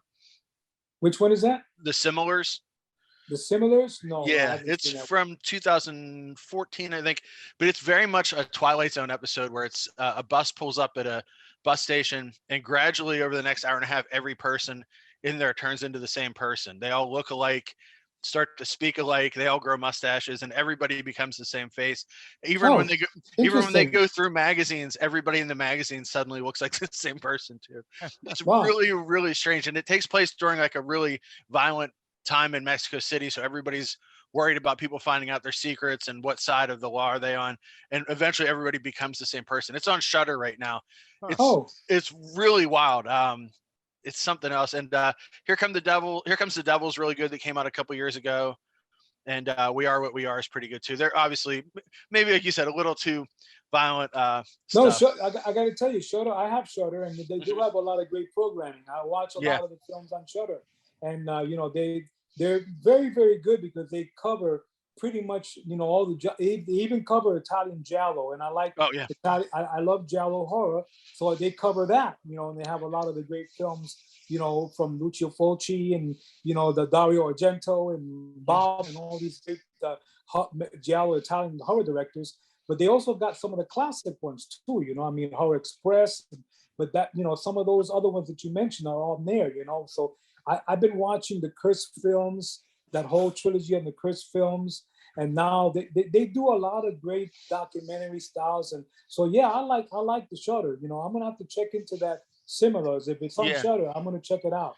Yeah, it's in black and white too, so it's pretty wild. I Cool, I cool. I saw it about a year ago, and it kind of blew my mind, and I was like, wow, I can't believe Shutter picked it up. So Huh. I'm always kind of like on the hunt for, especially the hard part too is to find a lot of the '90s Mexican stuff is really hard. That's why I'm glad Vinegar Syndrome picked up so much of it, because it took me a long time to find like Muerte Infernal, and especially like there's this strange crossover of like slashers and also like drug cartel movies where the covers look like they're going to be drug cartel movies and they're slashers, and vice versa. So it Oh, gets really wild, like around like 92 to 2000. I'm yeah. like, what genre am I going to get? I mean, I'll buy it. Like I've bought so many like 8 packs and 10 packs of movies hoping that one or two will be horror, not knowing. And there's nothing written about them. There's nothing on IMDb about them. A lot of times that's what's amazing about these movies is like, even with the internet today, how many genres are there where you're literally a babe in the woods, where you can't find out any information outside of who was in it and who the director was,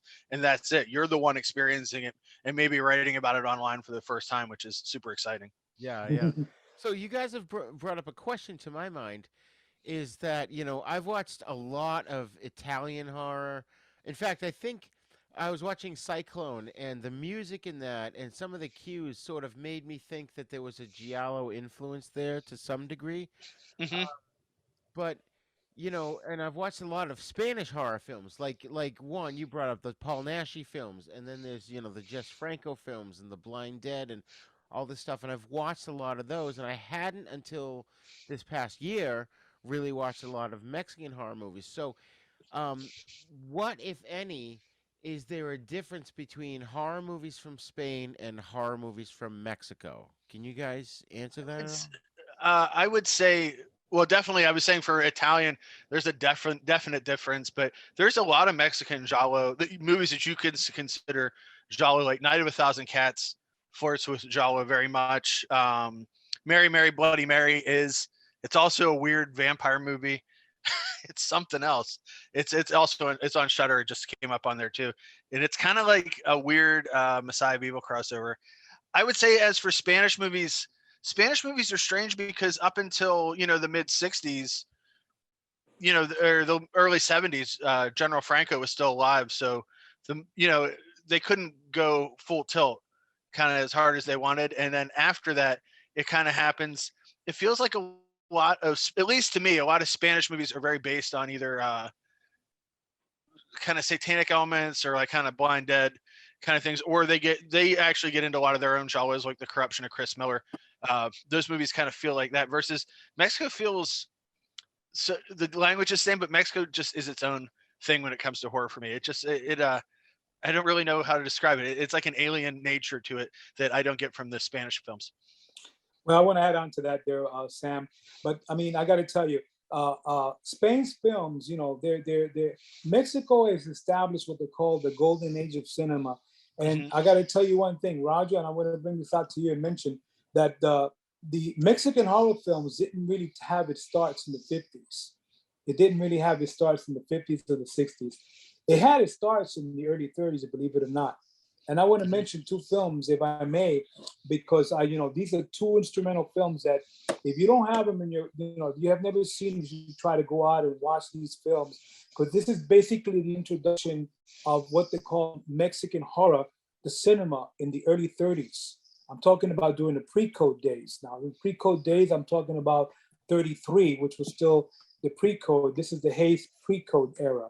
Yeah. And there was a film that came out in 1933 that defined the beginnings of what the early Mexican horror is and the true horror of Mexican cinema with this film right here. La Llorona. Yeah, I was going to La say. Llorona. I did actually mention that one at the beginning, that they had started making horror films, but they didn't really hit the mainstream till the 50s is what I... Right.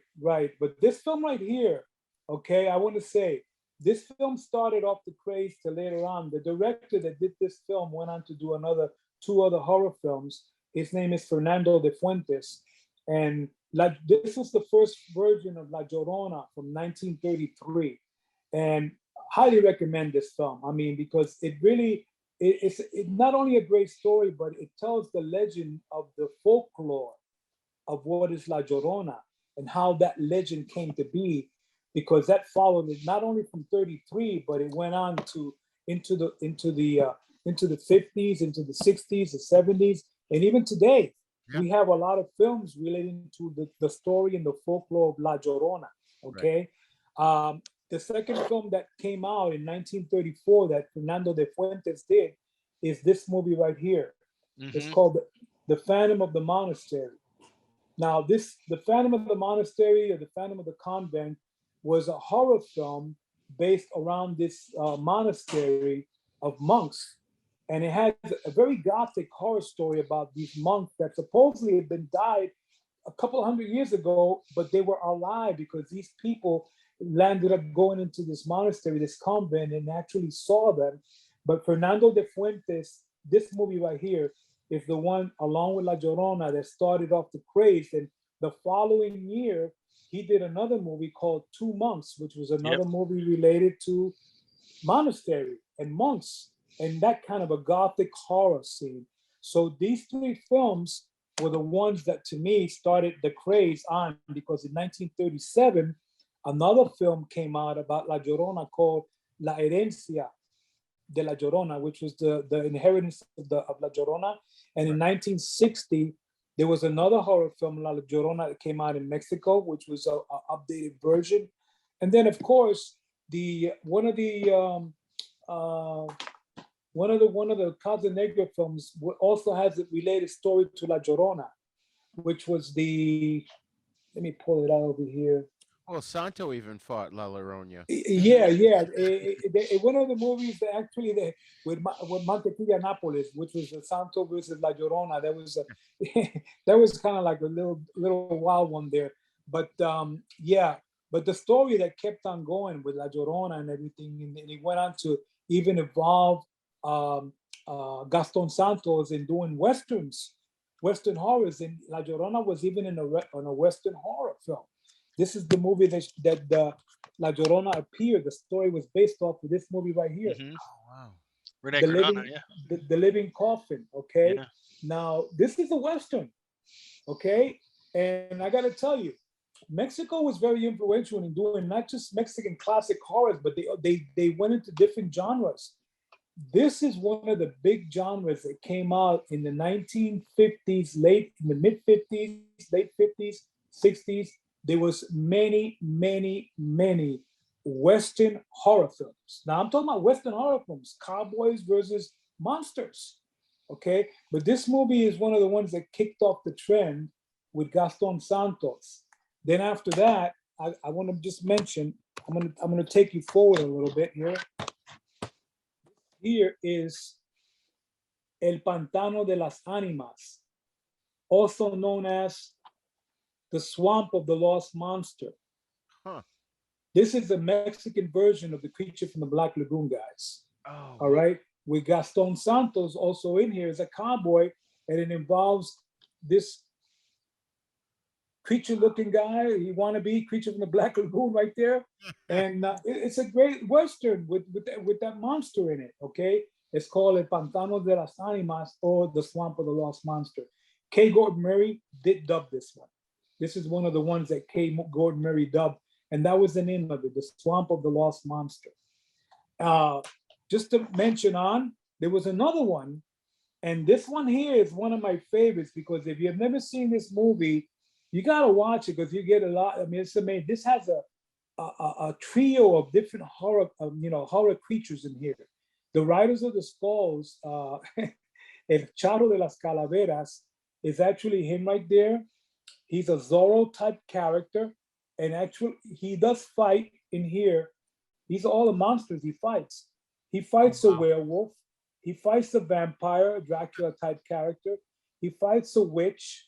He fights zombies out of the grave that come out of from the grave, the ghouls, and he fights right there, the headless horseman, right there. The head, and then there's the head in the box. And I mean, this movie has everything, and it came out in 1965. And I want to tell you, Alfredo Salazar, which was Abel Salazar's brother, he's in the film. He's one of the campesinos, one of the farmers that gets attacked by the vampire, and he sucks his blood and kills him. Okay, Alfredo Salazar. So this movie is another Western horror film, keeping it in that Western horror. A trilogy of 3 films that I want to just quickly cover, and then I'm done with the Mexican Western horrors. I Is the think we're gonna trilogy? have to do a whole show on Western horror movies because I had no idea there were so many. Oh yeah, Yeah. absolutely. But I'm just going to cover these, and I'm done right here. Okay, in '56, right here in 1956. Okay, uh, the movie The Headless Rider, which is this one right here. El Jinete Sin Cabeza is called The Headless Rider. Yeah. He was. See, he doesn't have a head. He's actually a galloping character. He was a hero, and he goes around without a head, and he fights all kinds of demons and monsters and stuff. It's a Western, okay? And it was a trilogy of 3 films. This is the first one. The second one was called The Mark of Satan, right there, La Marca de Satanás, and it's involving vampires and stuff. And it's a Western right there. You can see the Charo and stuff like that. And then the final one was The Head of Pancho Villa, which Mhm. is actually the story of how Pancho Villa's head got in a box, and then they had to recover the box with the head. It was an evil spirit that was taken over, and it's another Western horror with also the Headless Rider. Now I want to say, all 3 films that had the ghostly crime-fighting character of El Jinete Sin Cabeza, the Headless Rider, they were all done by Ramon Abone, and created by none other than directed by none other than Chano Urieta. So there he is again doing Western horrors.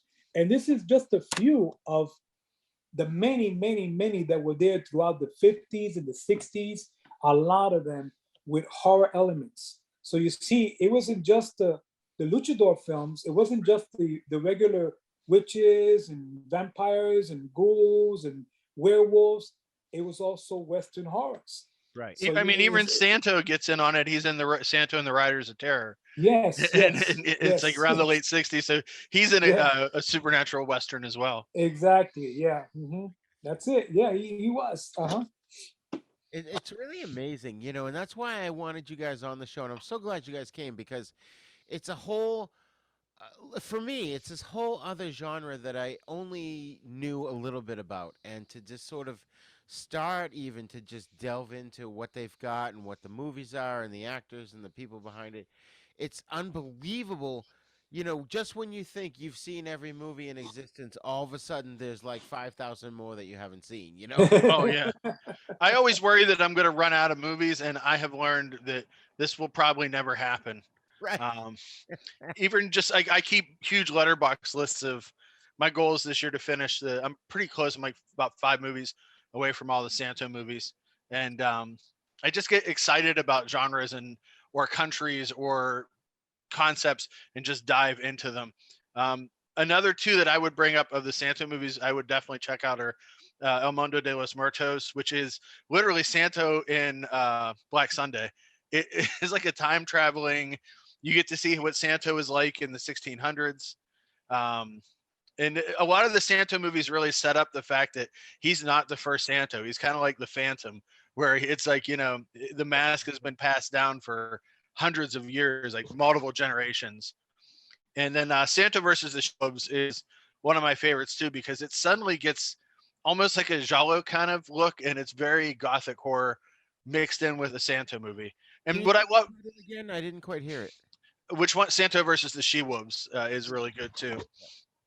And I think what's amazing about these movies are no matter where these movies go, they always start and end with a match in Arena, Mexico. So you're bookended in the real world of Santo having a match and winning his match, and then all of a sudden we go off on some crazy place. Like there's an axe throwing ghost that has been chasing Santo for years, or a ghostly strangulator that's been chasing him, and Santo faces all these different creatures, and then we're back in the safe world of Arena, Mexico.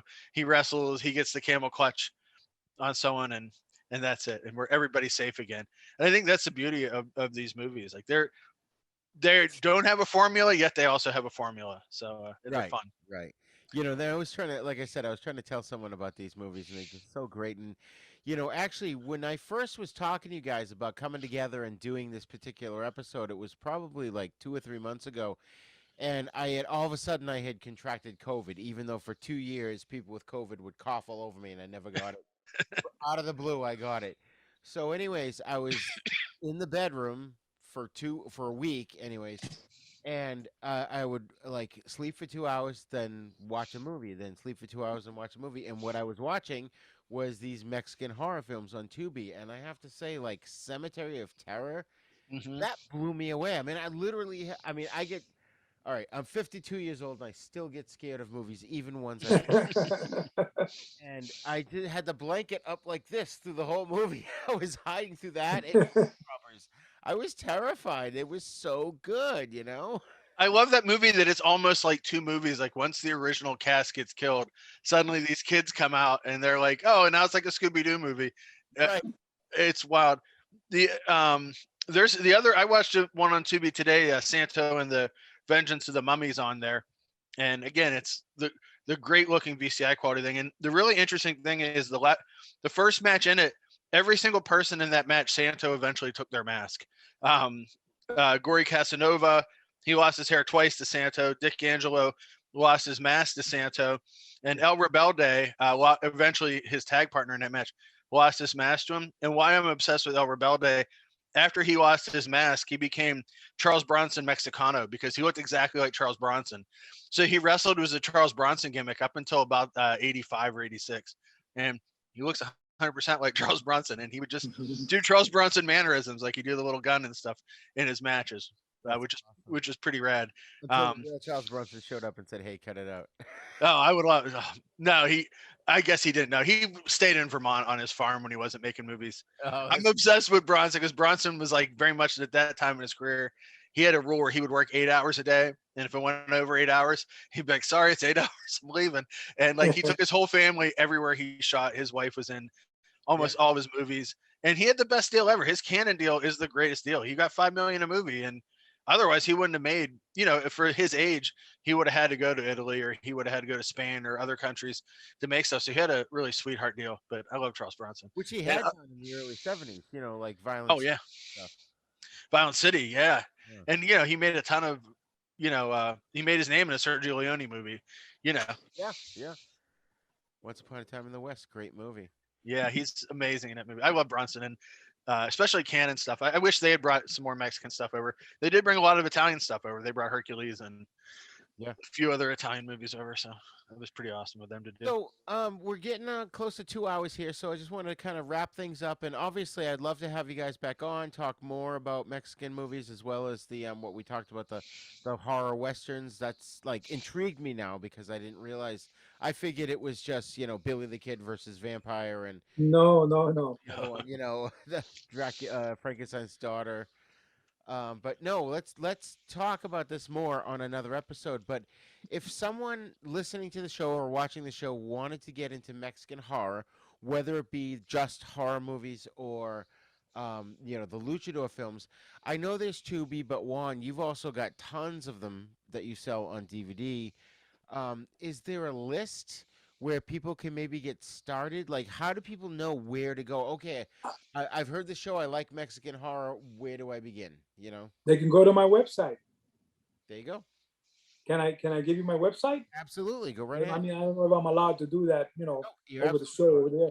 Well, if you wanna check out my entire filmography of the Mexican luchador and horror films, my website is www.fifthdimensionfilms.net. Okay, and there a 5th fifth. Yeah, 5th dimensionfilms.net. So when the page opens up, you're gonna see, and then you can click on the categories. And I have a huge category on Mexican horror, and my category on the luchador, Santo Bludi, is also there. There's 100+ films in each categories. Okay, and I also have the classic sci-fi horror, and I've got some Japanese and Asian horror, which I happen to like. I'm an avid fan of the 1950s Japanese horror films, and I don't want to get into that, but I mean, they're on the website, but I have a detailed description of every movie there. If you want to just look at the description and read a little synopsis about each movie that I have on there, some of the ones that I've covered here, you can also go there and browse and just look. You don't have to buy anything. You can subscribe to my website. Okay, on the bottom, just subscribe and become a subscriber, because I do have sales where I give discounts when you buy the films and everything. And if there's any particular movies that you want to add to your collection that you don't see on the website, you can email me, through the website, and send me an email and let me know, hey, Juan, you have this movie. I said, yeah, no problem. I'm more than happy to. But my filmography, I've been collecting now. I got to tell you guys, this all started for me when I was a kid in New York growing up. My parents used to take me to the theaters and we would watch Mexican horror films. Santo films were my first introduction back in the early 60s, okay, as a kid.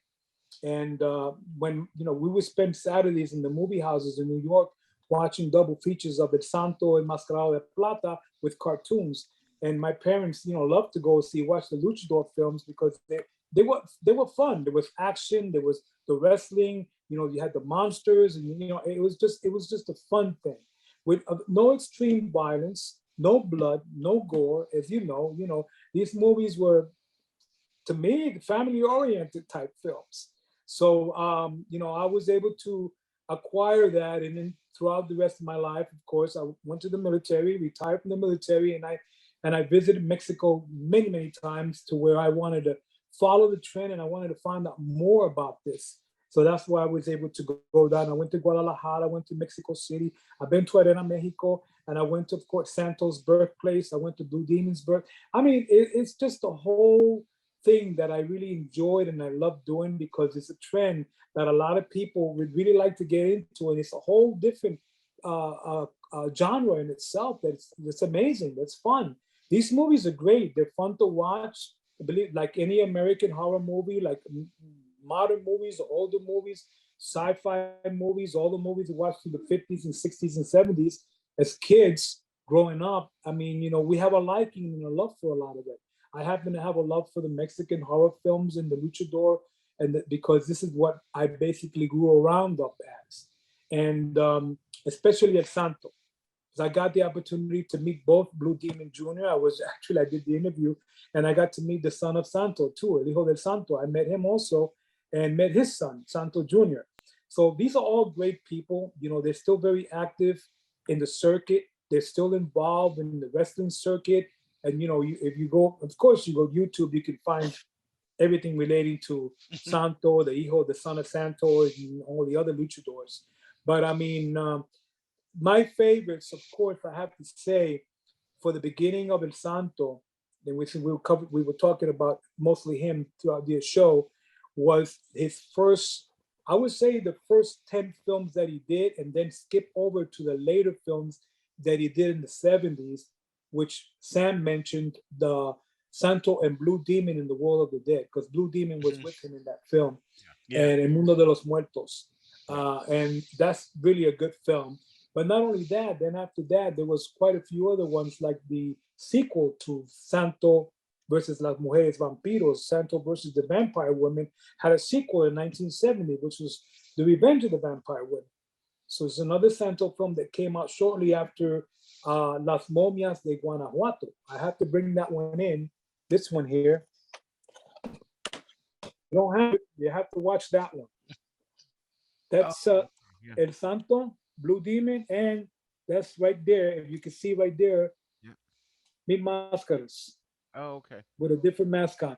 Right there are the three in The Mummies of Guanajuato. This movie right here is from 1970, and believe it or not, it's the one where there was a little bit of actual frenzy between these two guys, because Santo kind of got the hero credit for this film, not Blue Demon, at the end of the film. Sam, if you've seen this movie, you know what I'm talking about. So, I mean, it is a great film, and there they are, the three of them together, which many other films, Blue Demon and Santo partnered and became partners, because there was this thing, an animosity that grew among them in the 50s because of the wrestling, which to this day, believe it or not, the son of Santo and Blue Demon Jr. still carry that animosity to some extent. I don't know why. They should just put it past them, but it's their fathers, it's the heritage, it's the legend, it's who was better than who. He was better than ours. I was better than him, that kind of thing. But still, there's still animosity between AAA and El Hijo de Santo that they use Blue Demon Jr. and they don't use Santo. It's there's still huge politics between them. Yeah. Yes. So one thing, real briefly, I wanted to point out is that Juan, you had mentioned going to see these movies in the theater, and I know Bill and I are we're always knee deep in looking up newspaper movie ads and TV guide stuff, and Bill does it on his Groovy Doom page, right, Bill? Is that on Facebook? Yeah, on Facebook, yeah. And I have my excuse me, retro TV guide and movie newspaper scans page on Facebook, and lately what we've been trying to do is post newspaper ads of these films from when they were played in theaters in America, and I'm trying to think what range I looked at. I think I looked at 1965 to 75, and I could only find some in the early 70s. But if you get a chance to check it out, get on our Fright Lounge Facebook page. But there's also the Retro TV Guide page, which you'll find a link to, and it's just fun to see. I mean, for me as a kid, I wished I had seen these in the movies. I wished I was. They played. I don't think they played a lot in Boston. I mean, Juan, you said you were in New York, right? They played very much in New York because basically, New York, the population, that had a very large Hispanic population. in New York. There was a lot of Hispanics in the area that I lived. There was a huge Hispanic community, and we had the theaters there were Spanish movie houses. So they Right. only showed movies in Spanish. So this was basically in the Hispanic communities. But then again, I don't know if like other cities and states, Boston, Connecticut, New Jersey, they might have some of their movie houses show these films, but the American dubbed or the American versions, not the Spanish versions. Right. The Right. ones I saw were the full spoken Spanish versions Mhm. without English, without subtitles or nothing. They were just totally in And Spanish. a lot of the ads I found were in Spanish, and they were in Texas, so I assume they were playing Hmm. Spanish-speaking audiences. Yeah, Yeah. that would be a good source to go for them in Texas because being that, especially if you get close to the border there, you go to the border towns, you might have a good chance of getting a lot of material relating to that. And of course, in Mexico too, because I know a lot of the American newspapers cross over to Mexico and the Mexican newspapers cross over to here, and they were able to publish and do certain things to promote their movies and their ads. Right. And Bill, you found somewhere playing Cemetery of Terror, I think, right? Whenever we showed it on our show, you found a couple smaller theaters in I think LA that maybe Yeah, played it, it right? was in Los Angeles, and Yeah. like Juan said, there probably wasn't an English dub at that time. I'm not Yeah. sure, because that was 1984 or 85, I believe. Yeah. So maybe they did prepare an English track. I'm not sure, but The one on it never got an official release in the United States. Yeah, the one on Tubi is subtitled, not dubbed. So Yeah, Yeah, I think if I'm not mistaken, I think that Cementerio del Terror was already released on Blu-ray, has an official Blu-ray release. Hmm. But I don't know if the Blu-ray has the English track version and the Spanish version, or it's the Spanish version with English subtitles. I'm not familiar with that. And, they have both, like the Casa Negra films, they put both tracks on Yeah. there. right. They had the English tracks and the Spanish versions too. Yeah, I know like the Don't Panic one has both tracks. A couple of the other ones that Vinegar Syndrome have put out have Mhm. dubs. The Okay. dubs, they're a little off, obviously. Some A of lot of the VCI dubs are pretty wild too, especially El Hijo de Santos in the one where he fights the mummy. He plays the little kid that he adopts, and the voice that they use for him is near Italian child weird dubbing whenever yeah. his voice comes in. Well, I picked this one up from BCI because I Oh, that wanted to one's see. awesome. I picked this one up because I wanted to see what the dubbing was on this. To tell you the truth, guys, I really didn't like the dubbing. No, I it's mean, not that good. Yeah. to me, it's not. I mean, BCI is trying. They got the rights. Actually, they got the rights. A lot of this from the Cardona family and some of the other families involved with the films, the early films of El Santo, to do English translations or dubbings into the film. But I mean, to me, they better kept Spanish versions with the English subtitles because a lot of fans they want to hear Santo in his original voice, his real voice. Okay, Rodolfo Guzman Huerta had an incredible voice. If you heard him when he spoke with the mask, you could hear that deep, another baritone type voice. But when you hear him being dubbed, it just, especially the K. Gordon Murray is a different thing. But this version, this is not a K. Gordon Murray dub. This is a BCI English dubbing track that they got. But this one has, like I said, it's got the both versions. It's got this version and the other version, the nudie version. There was a couple of nudie Santo films that were done. The Riders of Terror had a nudie version to it also that was never been found. It's considered a lost film, mostly for the international market, because these films were made. This version, this is a color version. The Treasure of Dracula is a black and white version. So there's two differences here because this was the international version and had the nude scenes in it, where the Treasure of Dracula was the black and white version that was censored. That didn't have the nude scenes in it. So the same The thing with the Santo Riders of family Terror. Santo's family for years claimed that those movies didn't exist, and when that was going to play a film Yeah. festival in Mexico City, they legally blocked it from being shown wow. because they thought that it would Yes. go against his name. Because also Santo we don't have a wrestler in the U.S. that means as much as imagine if Hulk Hogan was also John Wayne. Like that's maybe as close as you can get to what Santo means. I mean, Santo's in that one Pixar movie. he's a character in that movie. Like he means that much to the Coco, culture. Coco, yeah, Coco, yeah, he's like what, and he's a major hero in that movie. And like that's what's amazing to me. People that don't understand, like, oh well, why is that masked wrestler? And it's like, yeah, he means more than a masked wrestler. It's really hard to and the same as like Japan has Antonio Inoki.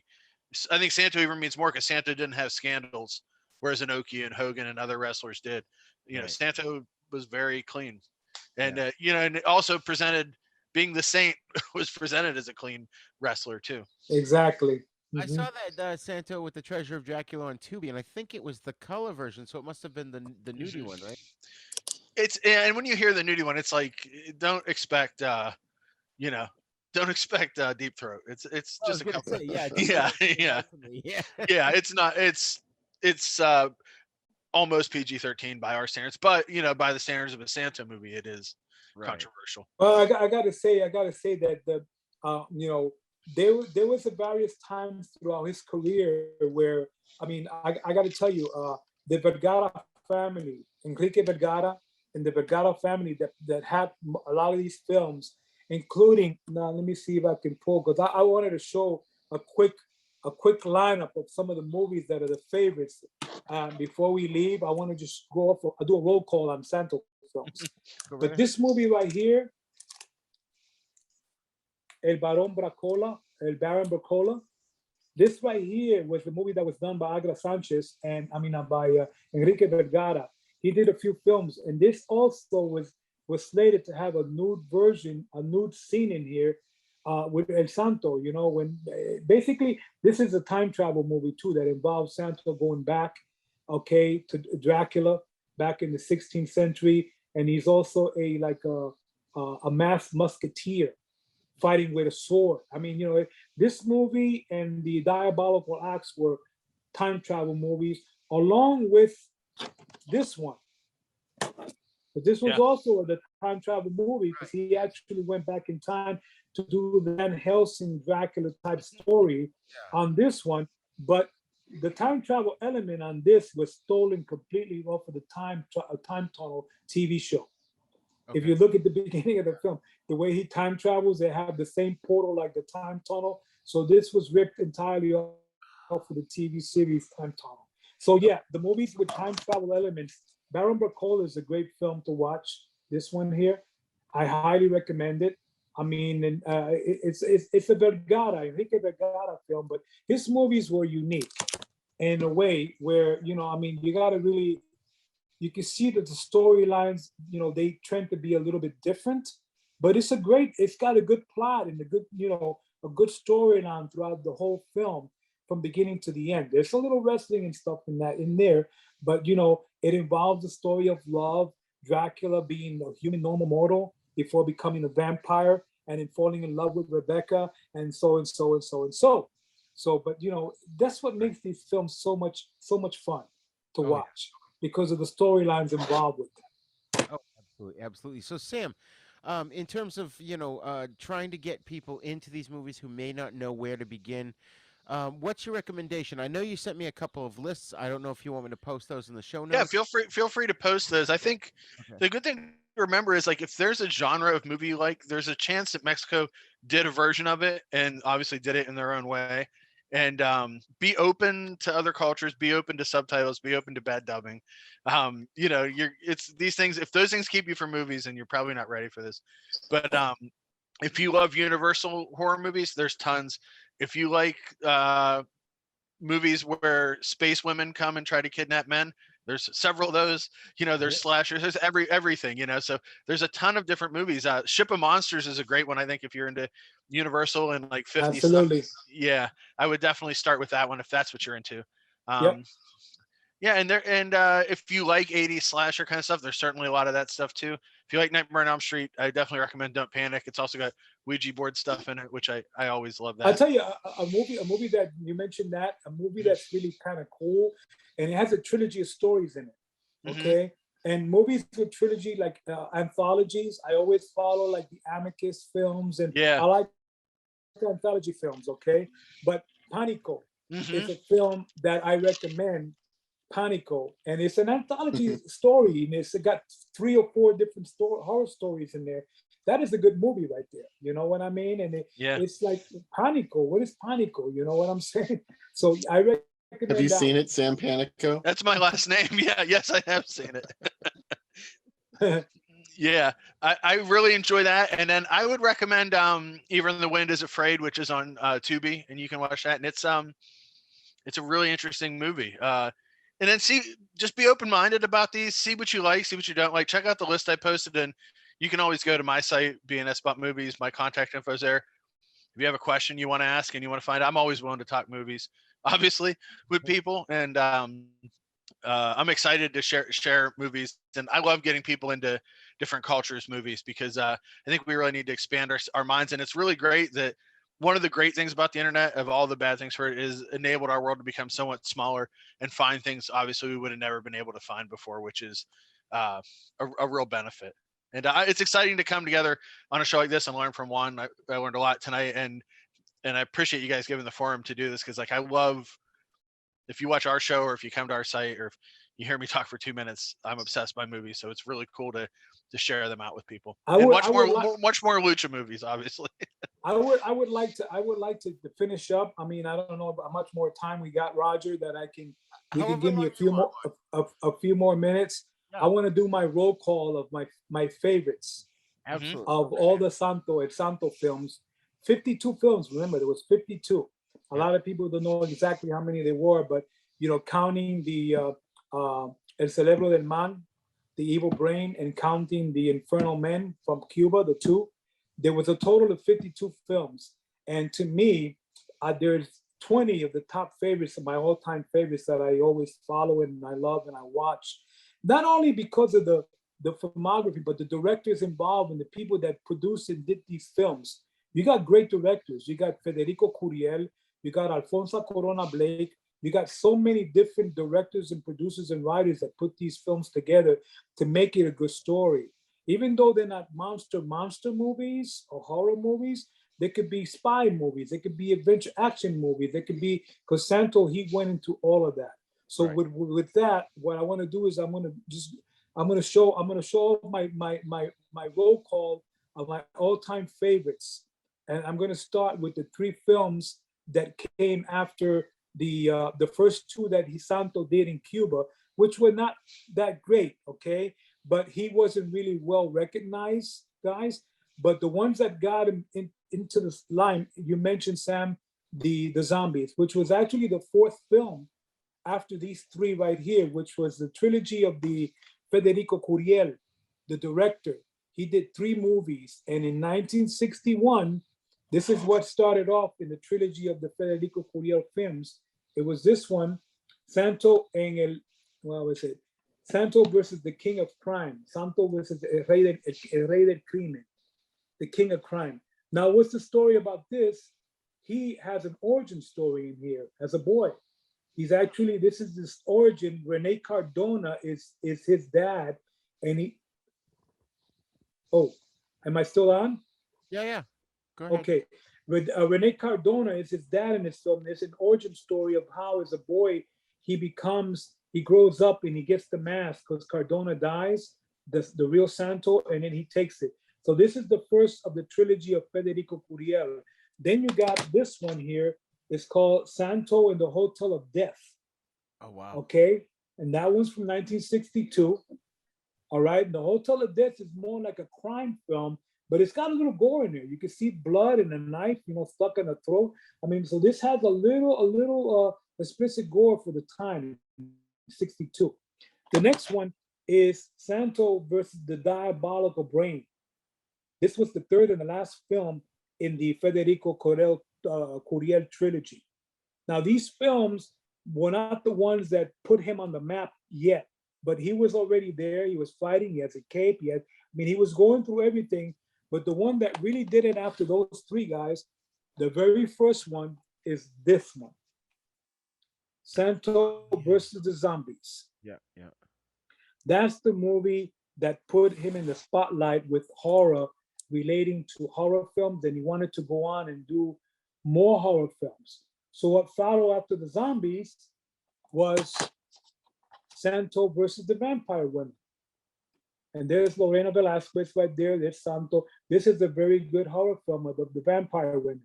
And it's got a lot of great luchadors in there too, a lot of wrestling. Okay, again, this movie is another great one. We did a podcast on this one. The B movie cast 140. Yeah, Yeah, yeah, B yeah. movie cast 141 is Santo versus the Vampire Women. That one. That's my one of my. Another favorite is Santo in the Wax Museum Yes, from I saw. 1963, right here. Santo contra el Museo de Cera, right here. Yeah. This one here, it involves, again, it's a House of Wax, House of Mystery type movie with wax figures, and of course, there's some monsters at the end.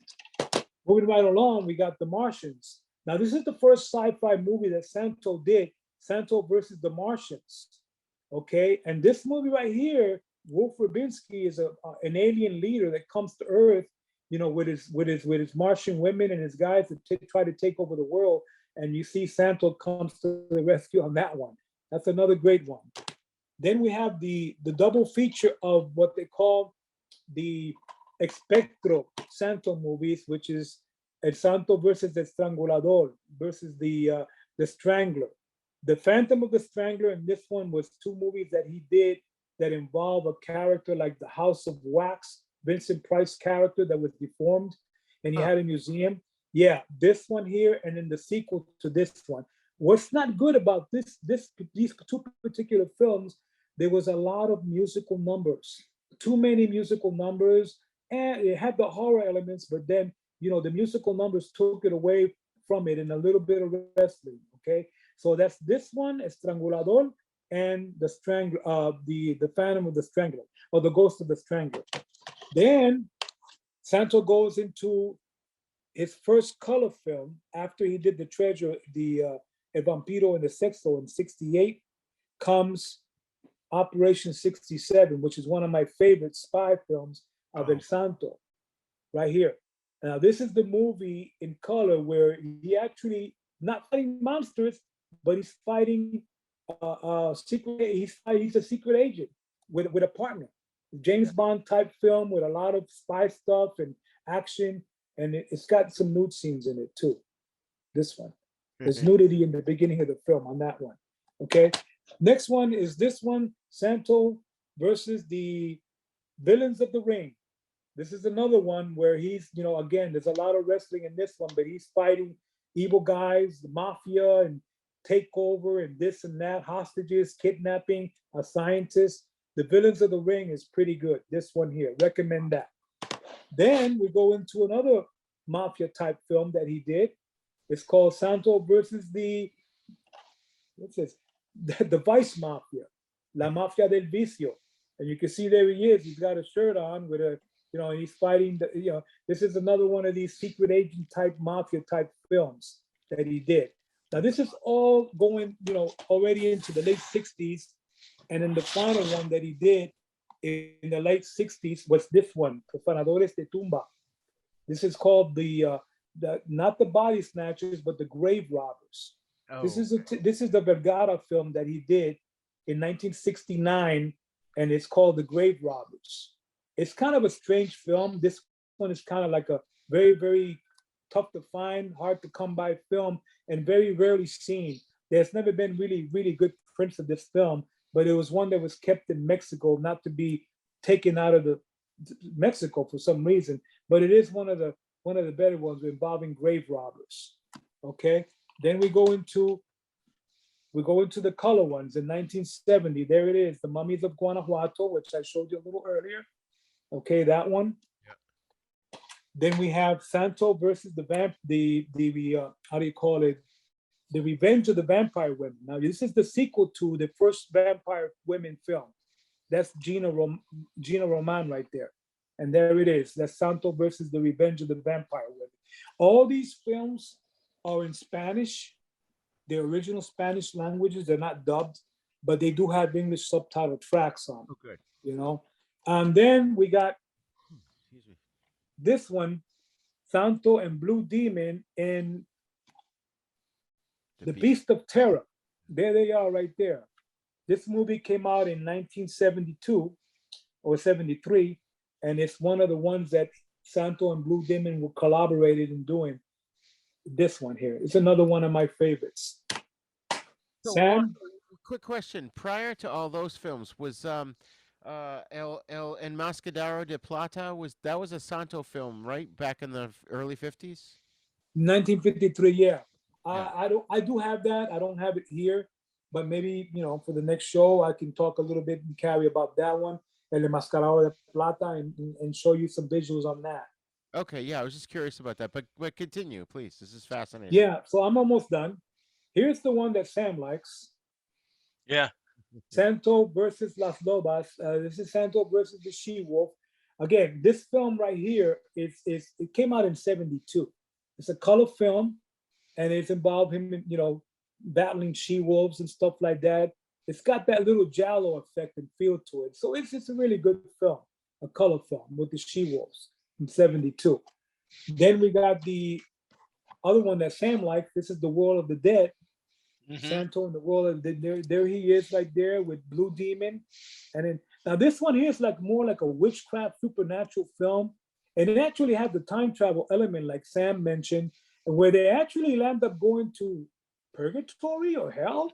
Yeah. They actually land up down there. I don't know how they get down there, but they actually go down there and they come back. But recommend that one, In the World of the Dead, that one right there. Okay. Nice. Then I'm going to go over to a couple of other ones, and then I'm going to cover two more non-Santo related Luchador films. Okay. This one here, Los Cazadores de Cabeza, Santo versus the Headhunters. Ooh. This is a movie that came, this movie is from 1971, and it's one of the color ones that Santo did, and it's actually like a jungle picture. There's no horror in here, but it's basically the headhunters, they're cannibal headhunters, and he has a jungle gym outfit throughout the whole film. If you look at Santo, he's got a jungle gym outfit, and this has the introduction, the second introduction of his son, Jorge, is in this film. He's a young boy in here. Oh, wow. So the son of Santo is also in this film as a young boy, Jorge, in this movie, Santo versus the Headhunters.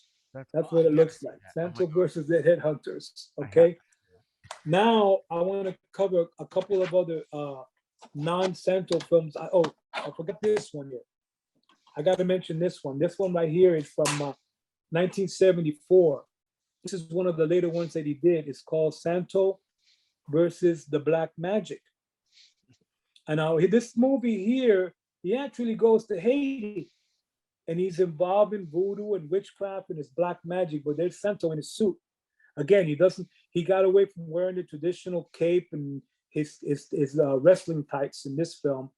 But this one here is another one, La Magia Negra, the Black Magic. That was another one that he did in 72. Finally, I got two more here. I think you're gonna like these. There was a series of films called the Justicieros Vengadores. Okay, that there was a lot of different wrestlers together. They wanted to get Santo involved in being part of that team, but he turned it down because he was still heavily involved with the wrestling. The first movie was The Robbery of the Mummies of Guanajuato. Ooh. Okay, now this film right here there's Mil Máscaras right there. You can see it has, excuse me, it has El Ángel, the angel, right there, the angel with the A, looks like Captain America or not. And it also has Jalisco Rey, El Rayo de Jalisco is right there. Okay, so there's them four in battling the mummies of Guanajuato, where they go and fight the mummies of Guanajuato. There was two movies that they did. This one, and then they landed up doing this one, The Castle of the Mummies of Guanajuato. Wow. As you can see, there they are again. And in this one right here, you got Tinieblas, who's another great Mexican wrestler. He was with Santo in the Fury of the Karate Fighters, the Fighting Goddess in '84. The last two films that he did was Tinieblas and Santo. And then Super San, who's another great Mexican hero type wrestler, is also in this one. Okay.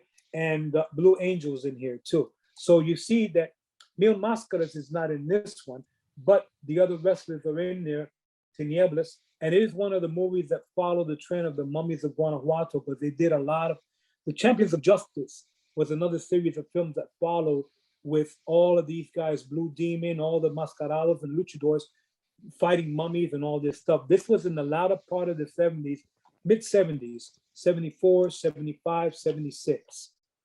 And that's pretty much for that. Before into the 80s, the last round of the movies that El Santo did were really pretty bad. The last movie that he actually did prior to doing the Fury of the Fighting Goddess was a movie called, there also the Fist of Death. There was another one. A Santo versus the Assassins of the Television. That's a bad number. I got to tell you guys, if you are an enthusiast of having the entire Santo film collection like I have all 52 films, by the way. You got to have Santo versus the Assassins of Television. It's I got to say, it's bad, but it's Santo. And he's old, he's heavy set, he's fat. He doesn't move around with the agility anymore, but it's a Santo film from 1984. And that was probably his pre-last film that he did before his final bout and his death in 85. Oh, the only other two I'd throw in is Santo and Blue Demon Against the Monsters, which is Oh, pretty awesome. yeah. I wrote about that for Bill Zane, Driving Asylum. And then I really like Macabre Legends of the Colony too, which is another Mummies of Guadalajara movie too. Yes, that's Mil Máscaras. Yes, that's another good one. Lorena Velasquez is not, she's a beauty. I love her. I love her in all the movies that she did. I think that the secret of El Santo, she was one of the few women I could say that actually knows his identity. He revealed himself to her on the set of Santo versus the Zombies, because that was the first film that was in. Lorena Velasquez was intrigued and wanted to see his face. He said, "Look, I'm in with you in this film. You're going to be you're the lead, but I'm your lead female role. But I need to see, I want to see what you look like." And he revealed to her one time. So in that film, he did reveal, and if you read the story out of Somos Revista, they talk about how he revealed himself a couple of times to certain people. He actually did take his mask off. But then again, at the end, he showed this to his fans. He just took it off a little bit. But Lorena Velasquez didn't know his secret. And that was implied in some of the films that I've seen where, like, the girl he was with knew what he looked like, but they would never tell us, the audience. Right. But one of the first ones I watched of the Santo films, and I'm pretty sure I started watching those because of the B Movie Cast, because I heard you guys talk about one or two of those films. And it was Santo and Blue Demon in Atlantis, I think. Yeah. The first one I saw. That was enjoyable. Then, like Sam mentioned, versus the Monsters. I love that one. And one I saw recently was it was Santo and Blue Demon versus like Frankenstein. Oh, it was Dracula and the Wolfman. Yes. That was so much fun. And my grandson even enjoyed it, and he was just like sitting there enthralled through the movie. You know. Not to mention Santo versus the Nazis. He did a movie. There's a movie that involves spies and Nazi, collaborators, and it has the whole thing with the swastika and everything, and they're all from the Third Reich, and Santo's in it. He's versus the Nazis. So he's been to Atlantis with Blue Demon. He fights Nazis. What else can the famous, legendary Santo, El Mascarado de Plata, cannot do?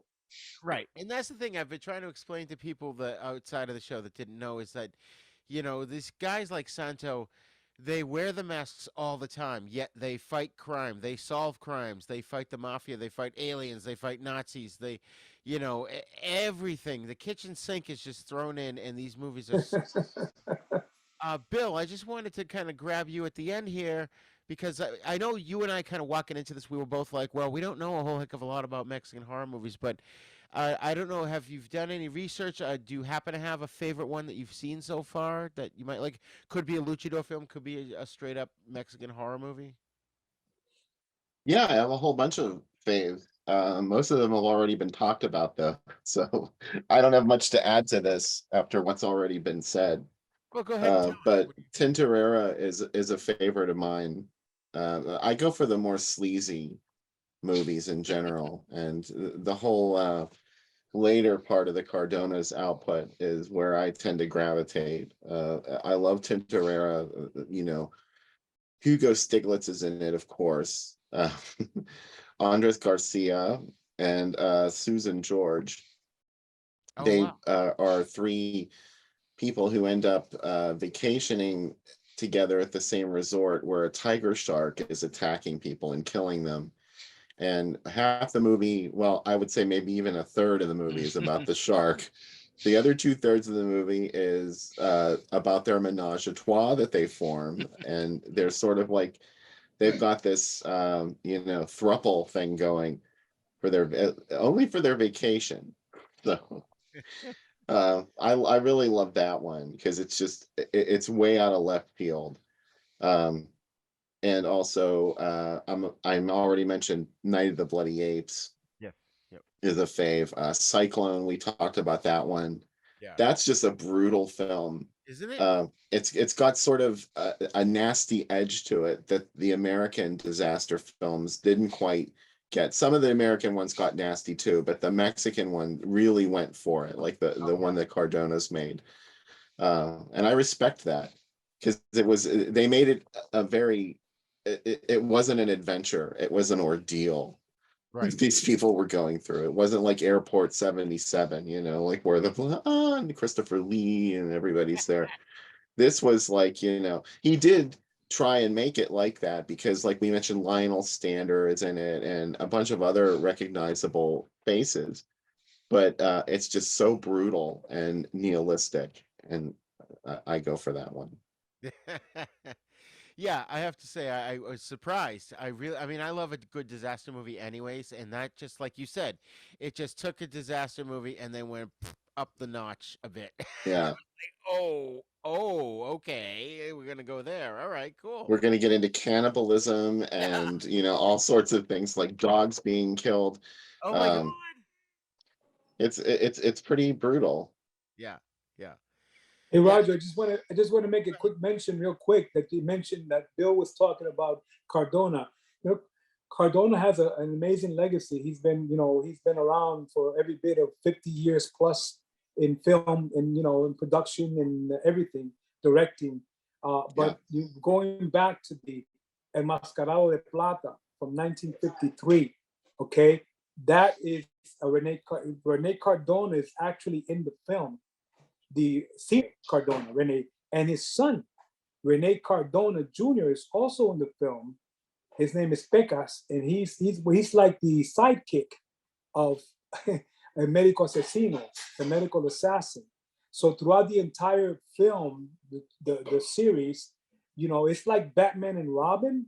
So you got a medical asesino and Pecas, which is the sidekick, where he actually takes him to the laboratory and he tells him, here's his watch. He gives him a watch that he can signal El Medico Asesino anytime he's in danger. So that's Rene Cardona Jr., the son of Rene Cardona. They're both in the film. Mind you, Jr. went on to do many, many things later on. He even went into horror. He did a movie in 65, I think it was. It was called Spiritism, Espiritismo. hmm That was Rene Cardona Jr. in that film. So I mean, it's amazing how you get the family involved, the legacy of these families carry on from father, son, and so forth, and they continue to make great horror films throughout. Many people might not realize that how high profile one of Rene Cardona's films was in the United States, and that was Survive Oh yes, from yes. 1976. It Mhm. was originally released in 75 in Mexico, I believe, and it was the producer, the American producer Alan Carr, was on vacation in Mexico, and outside of his hotel room, he saw people lined up around the block to go see this movie that was at the theater, and it was Survive. But it's a movie about the notorious plane crash in the Mhm. Andes, where Mhm. the survivors resorted to cannibalism. That Yes. really was not the focus of Rene Cardona's film, but Alan Carr made it the focus of Rene Cardona's film. He purchased it, the rights to it, and Paramount. I'm pretty sure it was Paramount. He sold it to them, he was the producer of Grease and numerous other Mhm. hits in the Hmm. 70s. This was right before Grease. Grease was already in the works when this happened. And or maybe it was United Artists. I'm not really sure. I should have thought of that before I opened my mouth. But the point is that he polished this movie. He gave it sort of like an American sheen to it.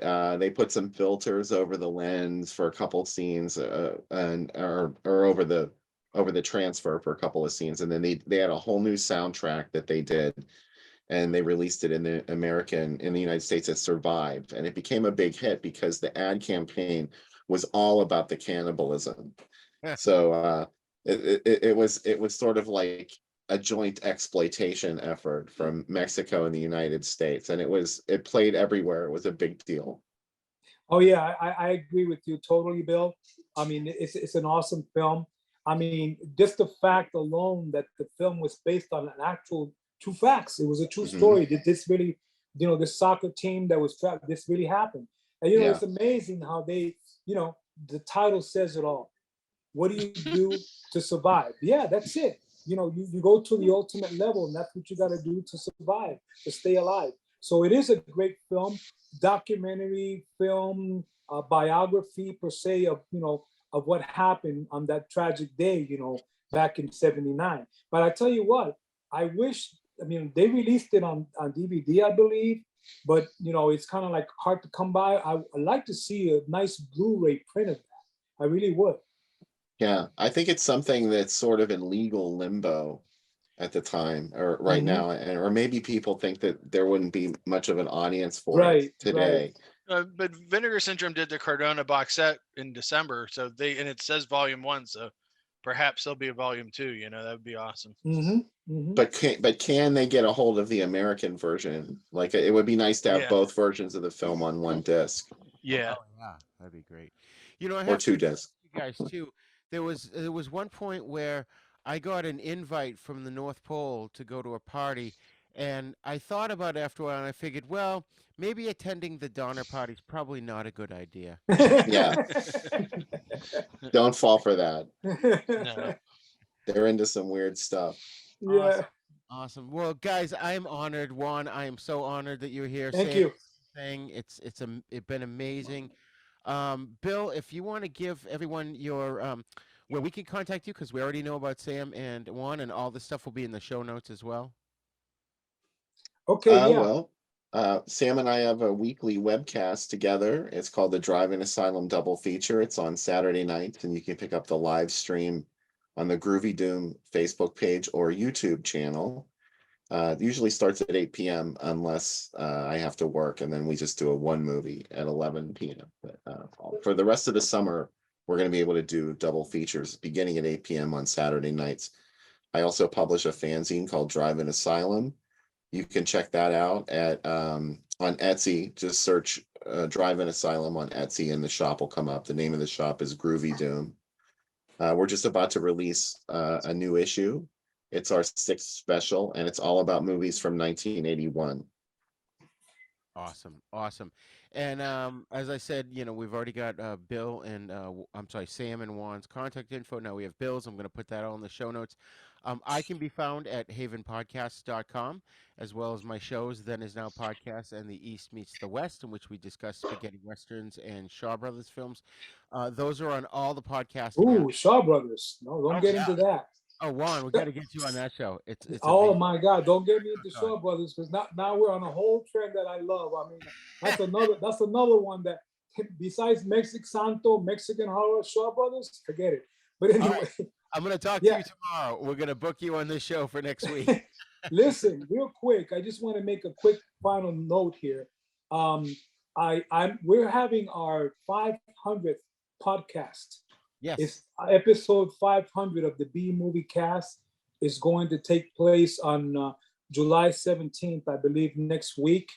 And it's going to be the 500th episode, and the episode is A Clockwork Orange. Nice. So I would like to invite all of you to tune in. If you're not that day to the B Movie Cast, you can go on to the actual website of the B Movie Cast at bmoviecast.com. Or if you have a podcast, you can go onto the podcast and pull up B Movie Cast, and you can see all our episodes there. And we'll be tuning in for episode 500 on the 17th of July, which is going to be the Clockwork Orange. I'm really looking forward to that episode. Well, I have to say, I'm surprised you didn't do Xanadu for the 500th. Just did Well, Xanadu. no, because I think they did it. I don't know if they did it prior to that, or they were going to do another Olivia Newton-John film called Tomorrow, which is actually a movie about an alien invasion with Olivia Newton-John in it. I don't know if you know that one, Tomorrow. Yes. Tomorrow, 2 O's, yeah. Yeah, that one. But I mean, Xanadu's been kicked around, and I mean, this Mary's hesitating. I don't know why, but Mary, you got to do Xanadu. But anyway, yes, probably right after the 500th episode, we might get around to that. Awesome. We'll definitely check that out. And Good. excuse me, I just want to say for my contact info, more recently, folks, you could find me on a website called thelist.com. I just started working there. In fact, we're recording this on July 10th. On July 18th, I'm going to be working full-time for Static Media, writing soap opera news for thelist.com. And I'm not joking. This is my legit job. I write soap opera news. I've already got 5 articles. Awesome. It's a dream job. I get out of my crappy day job. I'm so happy. So I'll be starting with them. So follow me there at thelist.com. I'll post the link on the website as well. And I just wanted to say thank you for joining us today. Once again, thank you, Sam and Juan, for being here. Obviously, Bill, I love having you here all the time.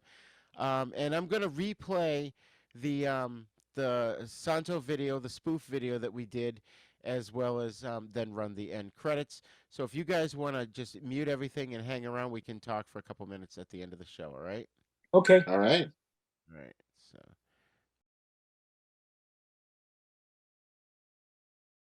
Hello, I am Santo, the world's greatest wrestler. Regor has invited me here to present to you one of the greatest wrestling challenges of my life. In this, I am pitted against my friend and sometimes adversary, Blue Demon. This is one of my greatest matches of all time, so get ready to enjoy Santo being victorious.